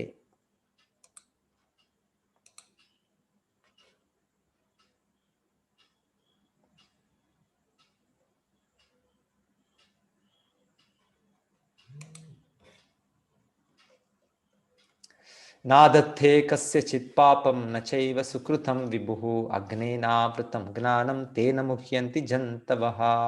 ಸೊ ಹೀಗೆ ನಾವು ಕಾರಣವಾಗಿಲ್ಲ ಅಂದ್ರೆ ಈ ಪ್ರಕೃತಿ ಗುಣಗಳ ಕಾರಣ ಅಂತ ಒಂದು ರೀತಿ ನಾವು ಕೇಳ್ತಾ ಇದ್ದೇವೆ. ಇದರ ಸರಿಯಾದ ಅರ್ಥ ಮತ್ತೆ ಕೃಷ್ಣ ಸ್ಪಷ್ಟವಾಗಿ ಹೇಳ್ತಾ ಇರೋದು, ಭಗವಂತನು ಯಾರ ಪಾಪವನ್ನಾಗಲಿ ಪುಣ್ಯವನ್ನಾಗಲಿ ಸ್ವೀಕರಿಸುವುದಿಲ್ಲ. ದೇಹದ ಜೀವಿಗಳೇ ನಿಜವಾದ ಜ್ಞಾನವನ್ನು ಅಜ್ಞಾನವು ಮುಚ್ಚಿರುವುದರಿಂದ ಅವರು ದಿಗ್ಭ್ರಮೆಗೊಳ್ಳುತ್ತಾರೆ. ಸೊ ಇದು ನಾವು ಕಾರಣ ಅಲ್ಲ, ಇದು ಭಗವಂತನ ಕಾರಣ ಅಂತ ನಾವು ದೂಷಣೆ ಮಾಡೋದಂತಲ್ಲ. ನಮಗೆ ಭಗವಂತನ ಒಂದು ಇದು ಕೊಟ್ಟಿದ್ದಾರೆ, ಸ್ವತಂತ್ರ ಅನ್ನೋದಿದೆ. ಸೊ ಅದನ್ನ ನಾವು ಉಪಯೋಗ ಮಾಡ್ಕೊಂಡಾಗ ನಾವು ಈ ಒಂದು ಬಂಧನಕ್ಕೆ, ಈ ಪ್ರಕೃತಿಯ ಬಂಧನಕ್ಕೆ, ಸಾತ್ವಿಕ ರಾಜಸಿಕ ತಾಮಸಿಕ ಗುಣಗಳ ಬಂಧನಕ್ಕೆ ನಾವು ಸಿಲುಕಿ ಮತ್ತೆ ಈ ಕರ್ಮಗಳಾಗ್ತವೆ. ಸೊ ಅಷ್ಟು ನಮಗೆ ಸ್ವತಂತ್ರ ಇದೆ. ಸ್ವತಂತ್ರ ಅಂದ್ರೆ ನಾವು ಭಗವಂತನ ಒಂದು ಸಂಬಂಧವನ್ನು ಮರೆತದಾಗ ನಾವು ಸ್ವತಂತ್ರವಾಗಿ ಕೆಲಸ ಮಾಡಬೇಕು, ನಾವು ನಾವೇ ಭೋಗ ಆನಂದವನ್ನು ಪಡಿಬೇಕು ಅಂತ ಮಾಡಿದಾಗ ಈ ಗುಣಗಳ ಒಂದು ಇದಕ್ಕೆ ಪ್ರಭಾವ ಬರ್ತೇವೆ ನಾವು. ಸೊ ಈ ಸ್ವತಂತ್ರ ನಮಗಿದೆ. ಮತ್ತೆ ಆ ಗುಣಗಳ ಪ್ರಭಾವದಲ್ಲಿ ಬಂದಾಗ, ಇವಾಗ ಸಪೋಸ್ ನಮಗೆ ನಾಯಿಯ ಜನ್ಮ ಸಿಕ್ತು, ನನಗೆ ಸಿಕ್ಕಿದ್ಮೇಲೆ ನಾಯಿಯಾಗೆ ನಾನು ಪ್ರವರ್ತಿಸ್ಬೇಕು ನಾನು. ಸೊ ಆ ರೀತಿಯಲ್ಲೇ ನಾನು ಒಂದು ವೈರತ್ವ ಇದನ್ನು ತೋರಿಸ್ತೇನೆ, ನಾನು ವ್ಯಕ್ತಪಡಿಸ್ತೇನೆ. ಇಲ್ಲ ಇನ್ನೊಂದು ಹಸುವಾಗಿ ಒಂದು ಜನ್ಮ ಆದಾಗ ಇನ್ನೊಂದು ರೀತಿಯ ಸ್ವಭಾವವನ್ನು ತೋರಿಸ್ತೇನೆ. ಸೊ ಆ ರೀತಿಯಾಗಿ ನನಗೆ ಒಂದು ಸಲ ಆ ದೇಹ ಪಡೆದ್ಮೇಲೆ ನನಗೆ ಸ್ವತಂತ್ರ ಇಲ್ಲ. ಆ ಒಂದು ನಾಯಿಯ ಜನ್ಮ ಆಗ್ಬೋದು, ಒಂದು ಮನುಷ್ಯ ಜನ್ಮದಲ್ಲಿ ಸ್ವತಂತ್ರ ಸ್ವಲ್ಪ ಇದೆ. ಇಲ್ಲಾಂದ್ರೆ ಸಾಧಾರಣವಾಗಿ ಪ್ರಾಣಿ ಪ್ರಪಂಚದಲ್ಲಿ ಒಂದು ರೀತಿಯ ದೇಹ ಸಿಕ್ಕಿದ್ರೆ ಅದು ಪ್ರಕೃತಿಯೇ ನಮಗೆ ಆ ರೀತಿ ನಡೆಸುತ್ತೆ.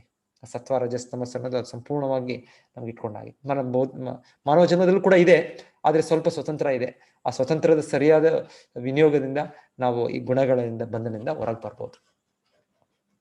ಸಂಸ್ಕೃತ ಶಬ್ದ ವಿಭು ಎನ್ನುವ ಪದಕ್ಕೆ ಭಗವಂತ ಎಂದು ಹೆಸರು ಎಂದು ಅರ್ಥ. ಅವನದು ಅಮಿತವಾದ ಜ್ಞಾನ, ಸಂಪತ್ತು, ಶಕ್ತಿ, ಕೀರ್ತಿ, ಸೌಂದರ್ಯ ಮತ್ತು ತ್ಯಾಗ. ಅವನು ಸದಾ ಆತ್ಮತೃಪ್ತ. ಪಾಪಕರ್ಮಗಳು ಅಥವಾ ಪುಣ್ಯಕರ್ಮಗಳು ಅವನನ್ನು ಕದಡುವುದಿಲ್ಲ. ಅವನು ಯಾವ ಜೀವಿಗೂ ಒಂದು ವಿಶಿಷ್ಟವಾದ ಸನ್ನಿವೇಶ ಸೃಷ್ಟಿಸುವುದಿಲ್ಲ. ಆದರೆ ಜೀವಿಯು ಅಜ್ಞಾನದಿಂದ ದಿಗ್ಭ್ರಮೆಗೊಳ್ಳುತ್ತಾನೆ ಮತ್ತು ಬದುಕಿನಲ್ಲಿ ಯಾವುದೋ ಒಂದು ಸ್ಥಿತಿಯಲ್ಲಿರಲು ಬಯಸುತ್ತಾನೆ. ಇದರಿಂದ ಅವನ ಕ್ರಿಯೆ ಪ್ರತಿಕ್ರಿಯೆಗಳ ಸರಪಳಿ ಪ್ರಾರಂಭವಾಗುತ್ತದೆ. ಜೀವಿಯು ಶ್ರೇಷ್ಠ ಸ್ವಭಾವನಾದದ್ದರಿಂದ ಅವನಲ್ಲಿ ಜ್ಞಾನವು ತುಂಬಿದೆ. ಆದರೂ ತನ್ನ ಮಿತವಾದ ಶಕ್ತಿಯ ದೆಸೆಯಿಂದ ಅಜ್ಞಾನದ ಪ್ರಭಾವಕ್ಕೆ ಒಳಗಾಗುತ್ತಾನೆ. ಭಗವಂತನು ಸರ್ವಶಕ್ತನು, ಜೀವಿಯು ಸರ್ವಶಕ್ತನಲ್ಲ. ಭಗವಂತನು ವಿಭು ಅಥವಾ ಸರ್ವಜ್ಞ, ಜೀವಿಯು ಅಣು. ಅವನು ಜೀವಂತ ಆತ್ಮನಾದದ್ದರಿಂದ ಸ್ವತಂತ್ರ ಸಂಕಲ್ಪದಿಂದ ಏನನ್ನಾದರೂ ಅಪೇಕ್ಷಿಸುವ ಶಕ್ತಿ ಇದೆ. ಇಂತಹ ಅಪೇಕ್ಷೆಯನ್ನು ಸರ್ವಶಕ್ತನಾದ ಭಗವಂತನು ಮಾತ್ರನೇ ಪೂರೈಸಬಲ್ಲ. ಆದುದರಿಂದ ಜೀವಿಯು ತನ್ನ ಬಯಕೆಗಳಿಂದ ದಿಗ್ಭ್ರಮೆಗೊಂಡಾಗ ಭಗವಂತನು ಆ ಬಯಕೆಗಳು ಪೂರೈಸಿಕೊಳ್ಳಲು ಅವನಿಗೆ ಅವಕಾಶವನ್ನು ನೀಡುತ್ತಾನೆ. ಆದರೆ ಜೀವಿಯು ಬಯಸಿದ ಆ ನಿರ್ದಿಷ್ಟ ಸನ್ನಿವೇಶದ ಕ್ರಿಯೆ ಮತ್ತು ಪ್ರತಿಕ್ರಿಯೆಗಳಿಗೆ ಭಗವಂತನು ಹೊಣೆಯಲ್ಲ. ಆದುದರಿಂದ ದಿಗ್ಭ್ರಮೆಯ ಸ್ಥಿತಿಯಲ್ಲಿರುವಾಗ ದೇಹಸ್ಥ ಆತ್ಮನು ತನ್ನನ್ನು ಸಂದರ್ಭಾನುಸಾರವಾಗಿ ಒದಗಿದ ಐಹಿಕ ದೇಹದೊಂದಿಗೆ ಗುರುತಿಸಿಕೊಳ್ಳುತ್ತಾನೆ. ಇದರಿಂದ ಬದುಕಿನ ತಾತ್ಕಾಲಿಕ ಸುಖ ದುಃಖಗಳಿಗೆ ಒಳಗಾಗುತ್ತಾನೆ. ಪರಮಾತ್ಮನಾಗಿ ಭಗವಂತನು ಜೀವಿಯ ನಿರಂತರ ಸಖ. ಹೂವಿನ ಹತ್ತಿರ ಇದ್ದಾಗ ಹೂವಿನ ಪರಿಮಳವನ್ನು ಗ್ರಹಿಸುವುದು ಸಾಧ್ಯವಾಗುವಂತೆ ಭಗವಂತನು ಆತ್ಮದ ಆಸೆಗಳನ್ನು ಅರ್ಥ ಮಾಡಿಕೊಳ್ಳಬಲ್ಲ. ಆಸೆಯು ಜೀವಿಯ ಬದ್ಧತೆಯ ಒಂದು ಸೂಕ್ಷ್ಮ ರೂಪ. ಜೀವಿಯ ಯೋಗ್ಯತೆಗೆ ಅನುಗುಣವಾಗಿ ಭಗವಂತನು ಅವನ ಆಸೆಯನ್ನು ನೆರವೇರಿಸಿಕೊಡುತ್ತಾನೆ. ಮನುಷ್ಯನು ಒಂದು ರೀತಿಯಲ್ಲಿ ಬಗೆದರೆ ಭಗವಂತನು ಮತ್ತೊಂದು ರೀತಿಯಲ್ಲಿ ತೀರ್ಮಾನ ಮಾಡುತ್ತಾನೆ. ಆದುದರಿಂದ ವ್ಯಕ್ತಿಯು ತನ್ನ ಬಯಕೆಗಳನ್ನು ಪೂರೈಸಿಕೊಳ್ಳುವಷ್ಟು ಶಕ್ತನಲ್ಲ. ಭಗವಂತನಾದರೋ ಎಲ್ಲ ಆಸೆಗಳನ್ನು ಪೂರೈಸಬಲ್ಲ. ಭಗವಂತನು ಎಲ್ಲರ ವಿಷಯದಲ್ಲಿಯೂ ತಟಸ್ಥನಾಗಿರುವುದರಿಂದ ಅತಿ ಅಲ್ಪ ಸ್ವಾತಂತ್ರ್ಯವುಳ್ಳ ಜೀವಿಗಳ ಆಸೆಗಳಲ್ಲಿ ಕೈ ಹಾಕುವುದಿಲ್ಲ. ಆದರೆ ಯಾವಾಗ ಮನುಷ್ಯನು ಕೃಷ್ಣನನ್ನು ಬಯಸುತ್ತಾನೋ ಆಗ ಭಗವಂತನು ಅವನನ್ನು ವಿಶೇಷ ರೀತಿಯಲ್ಲಿ ನೋಡಿಕೊಳ್ಳುತ್ತಾನೆ. ಕೃಷ್ಣನನ್ನು ಪಡೆದು ನಿರಂತರವಾಗಿ ಸುಖವಾಗಿರುವ ರೀತಿಯಲ್ಲಿ ಬಯಸುವಂತೆ ಆ ಮನುಷ್ಯನನ್ನು ಪ್ರೋತ್ಸಾಹಿಸುತ್ತಾನೆ. ಆದ್ದರಿಂದ ವೇದಮಂತ್ರಗಳು ಜೀವಿಯು ಮೇಲೇರಲು ಸಾಧ್ಯವಾಗುವಂತೆ ಭಗವಂತನನ್ನು ಅವನನ್ನು ಪುಣ್ಯ ಕಾರ್ಯಗಳಲ್ಲಿ ತೊಡಗಿಸುತ್ತಾನೆ. ಅವನ ನರಕಕ್ಕೆ ಹೋಗುವಂತೆ ಭಗವಂತನು ಅವನನ್ನು ಪಾಪ ಕಾರ್ಯಗಳಲ್ಲಿ ತೊಡಗಿಸುತ್ತಾನೆ ಎಂದು ಸ್ಪಷ್ಟವಾಗಿ ಹೇಳುತ್ತವೆ ಕೌಶೀತಿಕಿ ಉಪನಿಷತ್. ಸೊ ಇಲ್ಲಿ ಹೇಳ್ತಾ ಇರೋದು ಮೂಲ ಕಾರಣ ಸುಖ ದುಃಖಗಳಿಗೆ ಜೀವಿಯೇ ಕಾರಣ, ಇದು ಭಗವಂತನ ಕಾರಣ ಅಲ್ಲ. ಭಗವಂತನು ಅದನ್ನು ಅನುಮತಿ ಕೊಡ್ತಾನೆ ಅಷ್ಟೇ. ತನ್ನ ಸುಖ ದುಃಖಗಳಲ್ಲಿ ಜೀವಿಯು ಸಂಪೂರ್ಣವಾಗಿ ಅಸ್ವತಂತ್ರನು. ಗಾಳಿಯಿಂದ ಅಟ್ವಲ್ಪಡುವ ಮೋಡದಂತೆ ಅವನು ಪ್ರಭುವಿನ ಪರಮ ಸಂಕಲ್ಪಕ್ಕೆ ಅನುಸಾರವಾಗಿ ಸ್ವರ್ಗಕ್ಕೆ ಅಥವಾ ನರಕಕ್ಕೆ ಹೋಗಬಹುದು. ಆದುದರಿಂದ ಕೃಷ್ಣ ಪ್ರಜ್ಞೆಯನ್ನು ತಪ್ಪಿಸಿಕೊಳ್ಳುವ ಅನಾದಿ ಕಾಲದ ಅಪೇಕ್ಷೆಯಿಂದ ದೇಹಸ್ಥ ಆತ್ಮನು ದಿಗ್ಭ್ರಮೆಯನ್ನು ಉಂಟು ಮಾಡಿಕೊಳ್ಳುತ್ತಾನೆ. ಪರಿಣಾಮವಾಗಿ ಆತನು ನಿತ್ಯಾನಂದ ಜ್ಞಾನ ಸ್ವರೂಪವನಾದರೂ ತನ್ನ ಅಸ್ತಿತ್ವದ ಸಣ್ಣತನದಿಂದ ಭಗವಂತನ ಸೇವಕನಾದ ತನ್ನ ನಿಜ ಸ್ವರೂಪವನ್ನು ಮರೆಯುತ್ತಾನೆ. ಇದರಿಂದ ಅಜ್ಞಾನದಲ್ಲಿ ಸಿಕ್ಕಿಕೊಳ್ಳುತ್ತಾನೆ. ಅಜ್ಞಾನದ ಪ್ರಭಾವದಿಂದ ಜೀವಿ ತನ್ನ ಬದ್ಧ ಅಸ್ತಿತ್ವಕ್ಕೆ ಭಗವಂತನೇ ಹೊಣೆ ಎಂದು ಸಾಧಿಸಲು ಪ್ರಯತ್ನಿಸುತ್ತಾನೆ.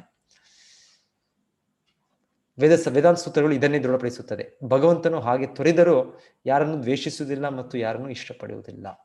ಸೊ ಭಗವಂತನು ಪಕ್ಷಪಾತನಲ್ಲ ಅಂತ ನಾವು ಅರ್ಥ ಮಾಡ್ಕೊಳ್ಬೇಕು. ಅಜ್ಞಾನವನ್ನು ನಾಶ ಮಾಡುವ ಜ್ಞಾನದ ಬೆಳಕನ್ನು ಮನುಷ್ಯನು ಪಡೆದುಕೊಂಡಾಗ ಹಗಲು ಹೊತ್ತಿನಲ್ಲಿ ಸೂರ್ಯನು ಎಲ್ಲದರ ಮೇಲೂ ಬೆಳಕು ಹರಿಸುವಂತೆ ಅವನ ಜ್ಞಾನವು ಎಲ್ಲವನ್ನು ಪ್ರಕಾಶಗೊಳಿಸುತ್ತದೆ. ಸೊ ಜ್ಞಾನ ಅಂದರೆ ನಾನು ಭಗವಂತನ ನಿತ್ಯ ಅಂಶ, ನಾನು ಅವನ ನಿತ್ಯ ಸೇವಕ, ಇದು ನಿಜವಾದ ಜ್ಞಾನ. ಮನುಷ್ಯನ ಬುದ್ಧಿ, ಮನಸ್ಸು, ಶ್ರದ್ಧೆ ಮತ್ತು ಆಶ್ರಯ ಎಲ್ಲವೂ ಪರಮ ಪ್ರಭುವಿನಲ್ಲಿ ನೆಲೆ ನಿಂತಾಗ ಪೂರ್ಣ ಜ್ಞಾನವು ಆತನ ಸಂಶಯಗಳನ್ನೆಲ್ಲವನ್ನು ತೊಳೆದು ಅವನನ್ನು ಪರಿಶುದ್ಧವನ್ನಾಗಿ ಮಾಡುತ್ತದೆ. ಹೀಗೆ ಆತನು ಮುಕ್ತಿ ಮಾರ್ಗದಲ್ಲಿ ನೇರವಾಗಿ ಮುನ್ನಡೆಯುತ್ತಾನೆ. ಸೊ ನೆಕ್ಸ್ಟ್ ಇದು ತುಂಬಾ ಮುಖ್ಯ ಶ್ಲೋಕ. ಕೃಷ್ಣ ಹೇಳೋದು, ಈ ಒಂದು ದಿವ್ಯ ಪರಿಕಲ್ಪನೆ ಬಂದಾಗ ನಾವು ಈ ದೇಹ ಅಲ್ಲ ಆತ್ಮ, ನಾವು ಭಗವಂತನ ನಿತ್ಯ ಸೇವಕ ನಾವು ಅಂತ ಬಂದಾಗ ಕೃಷ್ಣ ಹೇಳೋದು, ಆಗ ವ್ಯಕ್ತಿ ಪಂಡಿತನಾಗ್ತಾನೆ. ಸೊ ಪಂಡಿತ ಅಂತಂದ್ರೆ ನಾವು ಈ ಒಂದು ಪದವಿ ಟೈಟಲ್ ಕೇಳ್ತೇವೆ ನಾವು, ಆದರೆ ಪಂಡಿತ ಅನ್ನೋದು ಏನು ಅಂತ ಇಲ್ಲಿ ಭಗವದ್ಗೀತೆಯಲ್ಲಿ ಕೃಷ್ಣ ಈ ಶ್ಲೋಕದಲ್ಲಿ ಹೇಳ್ತಾ ಇರೋದು, ವಿದ್ಯಾ ವಿನಯ ಸಂಪನ್ನೆ ಬ್ರಾಹ್ಮಣೇ ಗವಿಹಸ್ತಿನಿ ಶುನಿಚೈವ ಶ್ವಪಾಕೇಚ ಪಂಡಿತಾಹ ಸಮದರ್ಶಿನ. ಯಾರು ಪಂಡಿತರು ಅಂದ್ರೆ ಅವರ ಇದು ದೃಷ್ಟಿ ಒಂದಾಗಿರುತ್ತೆ. ಏನು ಒಂದಾಗಿ ಒಂದೇ ರೀತಿಯಲ್ಲಿ ಕಾಣೋದು. ಒಬ್ಬ ನಮ್ರರಾದ ಜ್ಞಾನಿ ಆಗ್ಬೋದು, ಇಲ್ಲ ಒಬ್ಬ ನಮ್ರರಾದ ಜ್ಞಾನಿಗಳು ನಿಜವಾದ ಜ್ಞಾನವನ್ನು ಪಡೆದವರಾದುದರಿಂದ ವಿದ್ಯಾವಿನಯ ಸಂಪನ್ನಾದ ಬ್ರಾಹ್ಮಣ. ಸೊ ಬ್ರಾಹ್ಮಣ ಅಂದ್ರೆ ನಾವು ಕೇಳ್ತಾ ಇರೋದು ಸತ್ವಗುಣದಲ್ಲಿರೋ ಒಬ್ಬ ವ್ಯಕ್ತಿ. ಸೊ ವಿದ್ಯಾವಿನಯ ಸಂಪನ್ನ, ವಿದ್ಯೆನೂ ಬೇಕು, ಆ ರೀತಿ ವಿನಯನೂ ಬೇಕು, ಎರಡೂ ಬೇಕು. ಆ ವ್ಯಕ್ತಿ ಬ್ರಾಹ್ಮಣನ ಲಕ್ಷಣಗಳು. ಸೊ ಆ ವ್ಯಕ್ತಿ ನೋಡಿದ್ರು ಒಂದೇ, ಹಸು, ಆನೆ, ನಾಯಿಯ ಮಾಂಸ ತಿನ್ನುವ ಚಂಡಾಲ, ಅಂತ್ಯಜ, ಅವರೆಲ್ಲರೂ ಒಂದೇ ರೀತಿಯಲ್ಲಿ ಕಾಣ್ತಾರೆ. ಒಂದೇ ರೀತಿಯಲ್ಲಿ ಕಾಣ್ತಾರೆ ಅಂದ್ರೆ ಅವರೆಲ್ಲರೂ ಕೂಡ ಜೀವಾತ್ಮರೇ ಅಂತ ಕಾಣ್ತಾರೆ. ಇವಾಗ ನಮಗೆ ಕಾಣೋದಿಲ್ಲ. ನಮಗೆ ನೋಡಿದ ತಕ್ಷಣ ಇದೊಂದು ಮನುಷ್ಯ, ಇದೊಂದು ನಾಯಿ, ಇದೊಂದು ಇನ್ನೊಂದು ಕುರಿ, ಇನ್ನೊಂದು ಬೇರೆ ಬೇರೆ ರೀತಿ ಕಾಣುತ್ತೆ ಒಂದು ಜೀವಿಗಳು. ಇಲ್ಲಾಂದ್ರೆ ಮನುಷ್ಯರಲ್ಲೂ ಇವರು ಭಾರತೀಯ, ಇವರು ಪಾಕಿಸ್ತಾನ್, ಇವರು ಅಮೇರಿಕ, ಇವರು ಇಂಡಿಯಾ, ಇವರು ಹಿಂದೂ, ಅವರು ಮುಸ್ಲಿಂ, ಇವರು ಕರ್ನಾಟಕದವರು, ಇವರು ತಮಿಳುನಾಡು ಅವರು, ಇಲ್ಲ ಗಂಡಸು ಹೆಂಗಸು, ಇವರು ಶ್ರೀಮಂತರು, ಇವರು ಬಡವರು, ಇವರು ಬುದ್ಧಿವಂತರು, ಇವರು ಪೆದ್ದರು, ನಮ್ಗೆ ಈ ರೀತಿಯಾಗಿ ಕಾಣುತ್ತೆ ದೇಹದ ಬೇರೆ ಬೇರೆ ಇದು. ಆದ್ರೆ ಹೇಳ್ತಾ ಇರೋದಿಲ್ಲಿ ಆ ಸ್ಥಿತಪ್ರಜ್ಞ, ಆ ಸ್ಥಿತಿಗೆ ಬಂದ ವ್ಯಕ್ತಿಗೆ ಎಲ್ಲರೂ ಕೂಡ ಜೀವಾತ್ಮರೇ. ಅವರವರು ಒಂದು ರೀತಿ ಅವರ ಸ್ವತಂತ್ರವನ್ನು ಉಪಯೋಗಿಸ್ಕೊಳ್ಳೋದ್ರಿಂದ ಆ ಸ್ಥಿತಿಯಲ್ಲಿ ಇದ್ದಾರೆ. ಒಬ್ಬ ವ್ಯಕ್ತಿ ಅದನ್ನ ಸರಿಯಾಗಿ ಉಪಯೋಗ ಮಾಡ್ಕೊಂಡಾಗ ಅವನು ಅಷ್ಟು ಬುದ್ಧಿವಂತನಾಗೋ ಇಲ್ಲಾಂದ್ರೆ ಒಂದು ಭಕ್ತನಾಗೋ ಅವ್ರು ಇರ್ಬೋದು. ಇನ್ನೊಬ್ಬ ವ್ಯಕ್ತಿ ಅದನ್ನ ಸರಿಯಾಗಿ ಉಪಯೋಗಿಸ್ಕೊಳ್ದೇ ಇರೋ ರೀತಿಯಲ್ಲಿ ಅವರೊಂದು ಪಾಪಿಷ್ಠನಾಗಿ ಒಬ್ಬ ಇರ್ಬೋದು, ಮನುಷ್ಯನಾಗಿ, ಇಲ್ಲಾಂದ್ರೆ ಯಾವುದೊಂದು ಪ್ರಾಣಿಯಾಗಿ ಇರ್ಬೋದು, ಅವರ ಒಂದು ಕರ್ಮದ ಪ್ರಭಾವವಾಗಿ. ಇಲ್ಲಾಂದ್ರೆ ಮೂಲತಃ ಪ್ರತಿಯೊಬ್ಬರು ಭಗವಂತನ ನಿತ್ಯ ಸೇವಕರೇ, ಜೀವಾತ್ಮ ಅಂತ ತಿಳಿದೆ. ಸೊ ಭಗವಂತನಿಗೆ ಯಾರ ಮೇಲೆ ಇದಿಲ್ಲ, ಪಕ್ಷಪಾತ ಇಲ್ಲ, ಎಲ್ಲರೂ ಒಂದೇ, ಎಲ್ಲರೂ ತನ್ನ ಮಕ್ಕಳೇ. ಕೃಷ್ಣ ಗೀತೆಯಲ್ಲಿ ಮತ್ತೆ ಹೇಳ್ತಾನೆ, ಸರ್ವ ಯೋನೀಶು ಕೌಂತೆಯ ಅಹಂ ಬೀಜ ಪ್ರದಾಪಿತ. ಸೊ ಎಲ್ಲರ ತಂದೆ ನಾನು ಅಂತ ಕೃಷ್ಣ ಹೇಳ್ತಾನೆ. ಸೊ ಹಾಗಿರುವಾಗ ಭಗವಂತನಿಗೆ ಎಲ್ಲ ಸಮಭಾವ ಇದೆ. ಸೊ ಭಗವಂತನ ಸಂಬಂಧ ಬೆಳೆಸ್ಕೊಂಡಿರೋದ್ರಿಂದ ಆ ಮುಕ್ತ ಜೀವಿಗಳು ಕೂಡ ಅವರು ಸಮಭಾವದ ಸಮದೃಷ್ಟಿಯನ್ನು ನೋಡ್ತಾರೆ. ಸೊ ಈ ರೀತಿ ಇದು ಈ ಶ್ಲೋಕವನ್ನು ನಾವು ತಿಳ್ಕೊಳ್ಬೇಕು ನಾವು. ಸೊ ಇದು ನಾವು ಆ ಸ್ಥಿತಿಗೆ ಬರಬೇಕು ಪ್ರತಿಯೊಬ್ಬರು. ನಾವು ಈಗ ಆ ಸ್ಥಿತಿಯಲ್ಲಿ ಇಲ್ಲ, ನಾವು ಮೇಲೆ ಕೆಳಗೆ ಒಂದು ಪಕ್ಷಪಾತದ ಸ್ಥಿತಿಯಲ್ಲೇ ಇದ್ದೇವೆ ನಾವು. ಸೊ ಇದು ಆ ಸ್ಥಿತಿ ಬರೋದು ಅಷ್ಟು ಸುಲಭ ಅಲ್ಲ. ಮಾತಾಡ್ಬೋದು, ಹೇಳ್ಬೋದು, ನಾವು ರಾಜಕೀಯದಲ್ಲೂ ಹೇಳ್ಬೋದು, ನಾವೆಲ್ಲರೂ ಒಂದೇ ಅಂತ ಹೇಳ್ಬೋದು. ಆದ್ರೆ ಒಂದೇ ಯಾವಾಗ ಬರುತ್ತೆ ಅಂದ್ರೆ ನಾವು ಈ ಒಂದು ಆತ್ಮದ ನೆಲೆಯಲ್ಲಿ ಬಂದಾಗ ಅದು ಒಂದೇ ಭಾವನೆ ಎಲ್ಲರೂ ನೋಡಕ್ಕಾಗುತ್ತೆ. ಇಲ್ಲಾಂದ್ರೆ ನಾವು ಭೌತಿಕ ನೆಲೆಯಲ್ಲಿರುವಾಗ ನಾವು ಈ ದೇಹ ಅನ್ಕೊಂಡಾಗ ನಾವು ಸಹಜವಾಗಿ ನಾವು ಬೇರೆ ಬೇರೆ ಭಿನ್ನವಾಗಿ ನೋಡ್ತೇವೆ. ಅದು ಒಂದು ವ್ಯಕ್ತಿ, ಒಬ್ಬ ದೊಡ್ಡ ವ್ಯಕ್ತಿ, ಚಿಕ್ಕ ವ್ಯಕ್ತಿ, ಬುದ್ಧಿವಂತ, ಅದು ಸಹಜವಾಗಿ ನೋಡ್ತೇವೆ ಅದು. ಸೊ ಇದು ದೇಹದ ಭಾವನೆಯಿಂದ ಆತ್ಮದ ಭಾವನೆಗೆ ಬಂದಾಗ ಮಾತ್ರ ಇದು ಸಾಧ್ಯ ಆಗುತ್ತೆ. ಸೊ ಕೃಷ್ಣ ಆ ವ್ಯಕ್ತಿಗೆ ಪಂಡಿತ ಅಂತ ಹೇಳ್ತಾರೆ, ಪಂಡಿತ ಸಮದರ್ಶಿನಃ ಅಂತ.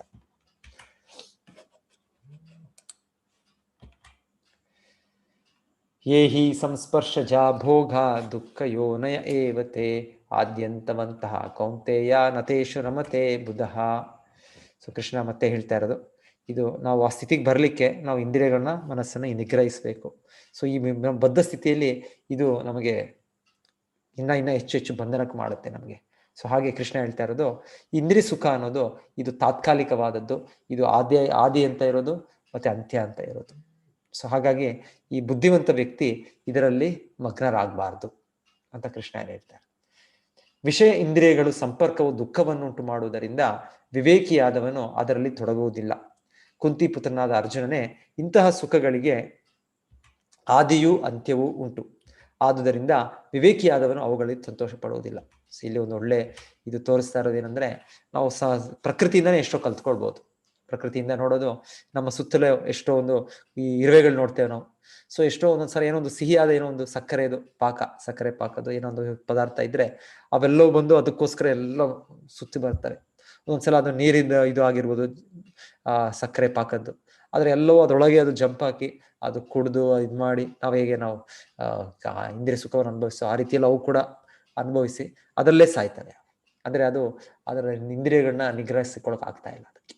ಸೊ ಇನ್ನೊಂದು ಇಲ್ಲಿ ತೋರಿಸೋದು, ಒಂದೊಂದು ಕ್ರಿಮಿಗಳಿವೆ, ಆ ಕಣ್ಣುಗಳು ಎಷ್ಟು ಆಕರ್ಷಣೆ ಮಾಡುತ್ತೆ ಅಂದ್ರೆ ಆ ಬೆಂಕಿಯೊಳಗೆ ಅದು ಪ್ರವೇಶಗೊಂಡು ಅದು ಆತ್ಮಹತ್ಯೆ ಮಾಡ್ಕೋ ರೀತಿಯನ್ನು ನಮಗೆ ನೋಡ್ತೇವೆ. ಅಂದ್ರೆ ಆಕರ್ಷಣೆ ಎಷ್ಟು ಕಣ್ಣು, ನಾವು ಕೂಡ ಸೈಟ್ ಸೀಯಿಂಗ್, ಅದು ನೋಡೋಣ, ಇದು ನೋಡೋಣ, ಅಲ್ಲಿ ಹೋಗೋಣ, ಇಲ್ಲಿ ಹೋಗೋಣ. ಸೊ ಇದು ಕಣ್ಣು ಅನ್ನೋದು ಯಾವ ರೀತಿಯಲ್ಲಿ ಆಕರ್ಷಣೆ ಮಾಡಿ ಪತನಗೊಳಿಸೋ ರೀತಿಯಲ್ಲಿ ನಾವು ನೋಡೋ ಒಂದು ಪ್ರಕೃತಿಯಲ್ಲಿ ಒಂದು ನಿದರ್ಶನಗಳು. ಈ ರೀತಿ ಜಿಂಕೆದು ಹೇಳ್ತಾರೆ, ಜಿಂಕೆಗೆ ಅಷ್ಟು ವೇಗವಾಗಿ ಅದು ಹೋಗುತ್ತೆ. ಆದರೆ ವ್ಯಾಧ ಒಬ್ಬ ಬೇಡನು ಹೇಗೆ ಹಿಡಿತಾನೆ ಅಂದ್ರೆ ಏನೋ ಒಂದು ಕೊಳಲೋ ಏನೋ ಒಂದು ಹಿಂಪಾದ ಒಂದು ಇದನ್ನು ಮಾಡ್ತಾನಂತೆ. ಸೊ ಅದು ಎಷ್ಟು ಒಂದು ಒಳ್ಳೆ ಇದಕ್ಕೆ ಮ್ಯೂಸಿಕ್ ಮೇಲೆ ಇದಂದ್ರೆ ಆ ಜಿಂಕೆ ಅನ್ನೋದು ನಿಂತ್ಕೊಳ್ಳುತ್ತಂತೆ. ಅದು ಎಷ್ಟು ಇಂಪಾದ ಒಂದು ಗಾನ ಇದೆ ಅಂತ ಅದು ನಿಲ್ಲುತ್ತಂತೆ. ಆವಾಗ ಅವನು ಆ ಬೇಟೆಗಾರ ಅದನ್ನು ಸಾಯಿಸ್ತಾನಂತೆ. ಸೊ ಈ ರೀತಿ ಅದು ಕಿವಿಗೆ ಅದು ಇದಾಗುತ್ತೆ, ಅದರ ಸ್ವತಂತ್ರವು, ಅದರ ಜೀವವೇ ನಾಶ ಆಗುತ್ತೆ. ಸೊ ಆ ರೀತಿಯಲ್ಲಿ ಇಲ್ಲಿ ತೋರಿಸ್ತಾ ಇರೋದು ಇನ್ನೊಂದು ಜೀವಿ, ಈ ಇರುವೆಗಳು ನಾವು ನೋಡಿದ್ವಿ ಹೇಗೆ ಆಹಾರ ಅದ್ರ ನಾಲಿಗೆ ರುಚಿ ತಡಿಲಿಕ್ಕೆ ಆಗಲ್ಲ, ಹಾಗೆ ಇದು ಮೀನುಗಳು, ಎಷ್ಟೋ ಆಹಾರ ಇದೆ ಸಮುದ್ರದಲ್ಲಿ, ಭಗವಂತನು ಸೃಷ್ಟಿ ಮಾಡಿದ್ದಾನೆ. ಆದ್ರೆ ಹೊರಗಿಂದ ಮೀನುಗಾರನ ಏನೋ ಚಿಕ್ಕ ಇದು ಬಿಟ್ರೆ ಅದು ತಿನ್ಲಿಕ್ಕೆ ಬರುತ್ತೆ, ಮತ್ತೆ ಮೀನುಗಾರ ಅದನ್ನು ಹೊರಗೆ ತೆಗಿತಾನೆ. ಅದೇ ರೀತಿಯಲ್ಲಿ ತೋರಿಸಿದ ಕ್ರಿಮಿಗಳು, ಒಂದೊಂದು ಹುಳಗಳು, ಅದು ಇವಾಗ ಜೇನುಹುಳ ಆಗ್ಬೋದು, ಇನ್ನೊಂದು ಹುಳ ಆಗ್ಬೋದು, ಅದು ವಾಸನೆಗೋಸ್ಕರ ಆಕರ್ಷಿತವಾಗಿ ಹೂವಿನಲ್ಲಿರುವ ಇದನ್ನು ತೆಗಿಲಿಕ್ಕೆ ಹೋಗುತ್ತೆ. ಸೊ ಆದ್ರೆ ನಂತರ ಒಂದೊಂದು ಸಮಯದಲ್ಲಿ ರಾತ್ರಿ ಸಮಯದಲ್ಲಿ ಹೂ ಮುಚ್ಕೊಂಡ್ರೆ ಆ ಕ್ರಿಮಿ ಕೂಡ ಅದರಲ್ಲೇ ಅಂತ್ಯ ಆಗುತ್ತೆ.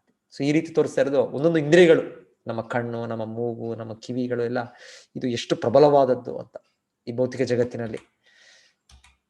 ಸೊ ಇಲ್ಲಿ ಇನ್ನೊಂದು ಆನೆಗೆ ಹೇಳ್ತಾರೆ ಮೈಥುನ ಸುಖ ಅಂದ್ರೆ ತುಂಬಾ ಅದು ಆಕರ್ಷಣೆ ಆಗುತ್ತೆ. ಅದು ಇಲ್ಲ ಅಂದ್ರೆ ಆನೆಯನ್ನು ಯಾರು ಹಿಡಿಲಿಕ್ಕೆ ಆಗೋದಿಲ್ಲ.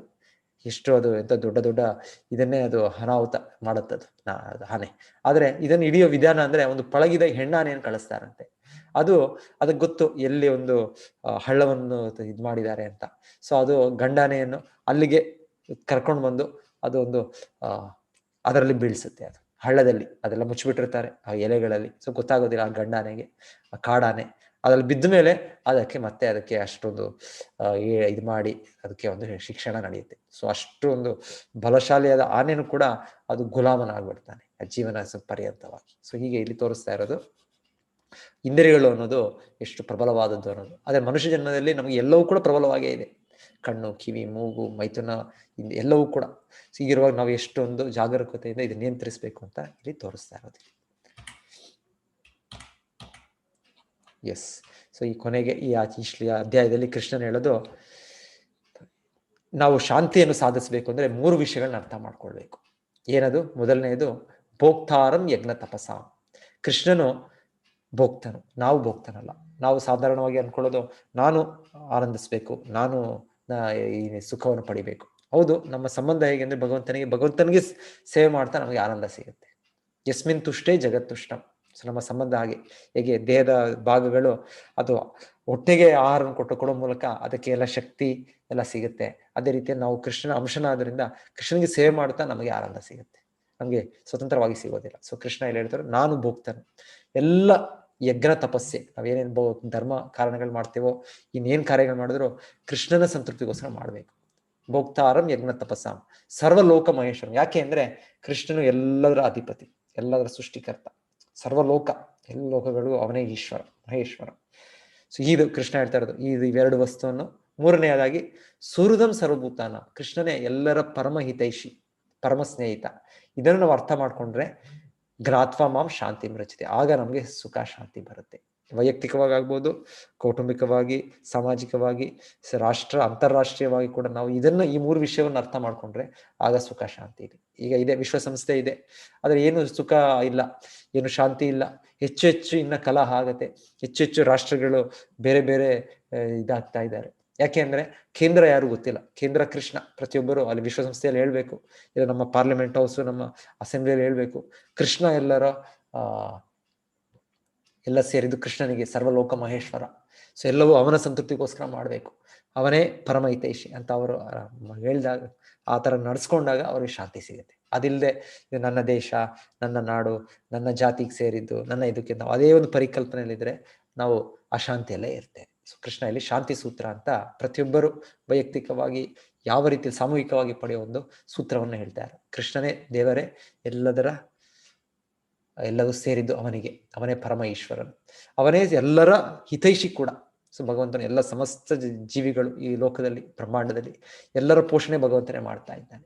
ನಾವು ಕೆಲವು ಸಮಯದಲ್ಲಿ ಕೆಲವು ಜನರನ್ನು ನೋಡ್ಕೊಳ್ಬೋದು ಅಷ್ಟೇ, ಆದರೆ ಭಗವಂತನು ಸರ್ವಕಾಲಕ್ಕೆ ಎಲ್ಲ ಜೀವಿಗಳನ್ನು ಪೋಷಣೆ ಮಾಡ್ತಾ ಇದ್ದಾನೆ. ಇವಾಗ ಆನೆಗಳು ಈ ಒಂದು ಸಮಯಕ್ಕೆ 100 kg 200 kg ಅವರ ಆಹಾರ. ಸೊ ಯಾರು ಅದನ್ನ ಕೊಡ್ತಾ ಇದ್ದಾರೆ? ಭಗವಂತನೇ ಕೊಡ್ತಾ ಇದ್ದಾರೆ. ಸೊ ಚಿಕ್ಕ ಕ್ರಿಮಿ, ಚಿಕ್ಕ ಈ ಇರುವೆ ಯಾರು ಕೊಡ್ತಾ ಇದ್ದಾರೆ? ಅದು ಭಗವಂತನೇ ಕೊಡ್ತಾ ಇದ್ದಾರೆ. ಸೊ ಕೃಷ್ಣನೇ ಎಲ್ಲರ ಪರಮ ಸ್ನೇಹಿತ. ಸೊ ನಾವು ಒಂದೊಮ್ಮೆ ನಮ್ಮ ಕುಟುಂಬಕ್ಕೆ ನಾವು ಹಿತೈಷಿಗಳು ಇಲ್ಲ, ನಾವು ಕರ್ತವ್ಯವಾಗಿ ಮಾಡ್ಬೇಕಷ್ಟೇ. ಆದ್ರೆ ಕೊನೆಗೆ ಭಗವಂತನೇ ಪ್ರತಿಯೊಂದು ಜೀವಿಯ ಪರಮ ಸ್ನೇಹಿತ. ಪ್ರತಿಯೊಂದು ಜೀವಿಗೆ, ನಮ್ಮ ಕುಟುಂಬದವ್ರಿಗಾಗ್ಬೋದು, ನಮ್ಮ ಸಮಾಜದವ್ರಾಗ್ಬೋದು, ನಮ್ಮ ದೇಶದವ್ರಾಗ್ಬೋದು, ಎಲ್ಲರಿಗೂ ಕೂಡ ಕೃಷ್ಣನೇ ಪರಮ ಸ್ನೇಹಿತ. ಎಲ್ಲ ಜೀವಿಗಳಿಗೂ ಅವನು ಪರಮ ಸ್ನೇಹಿತ ಭಗವಂತ. ಸೊ ಕೃಷ್ಣ ಇಲ್ಲಿ ಈ ಶಾಂತಿ ಸೂತ್ರವನ್ನು ಹೇಳ್ತಾ ಇರೋದು. ಹರೇ ಕೃಷ್ಣ ಎಲ್ಲ ಭಕ್ತರಿಗೂ. ಸೊ ಈ ನನ್ನ ಪ್ರಶ್ನೆಗಳಿಗೆ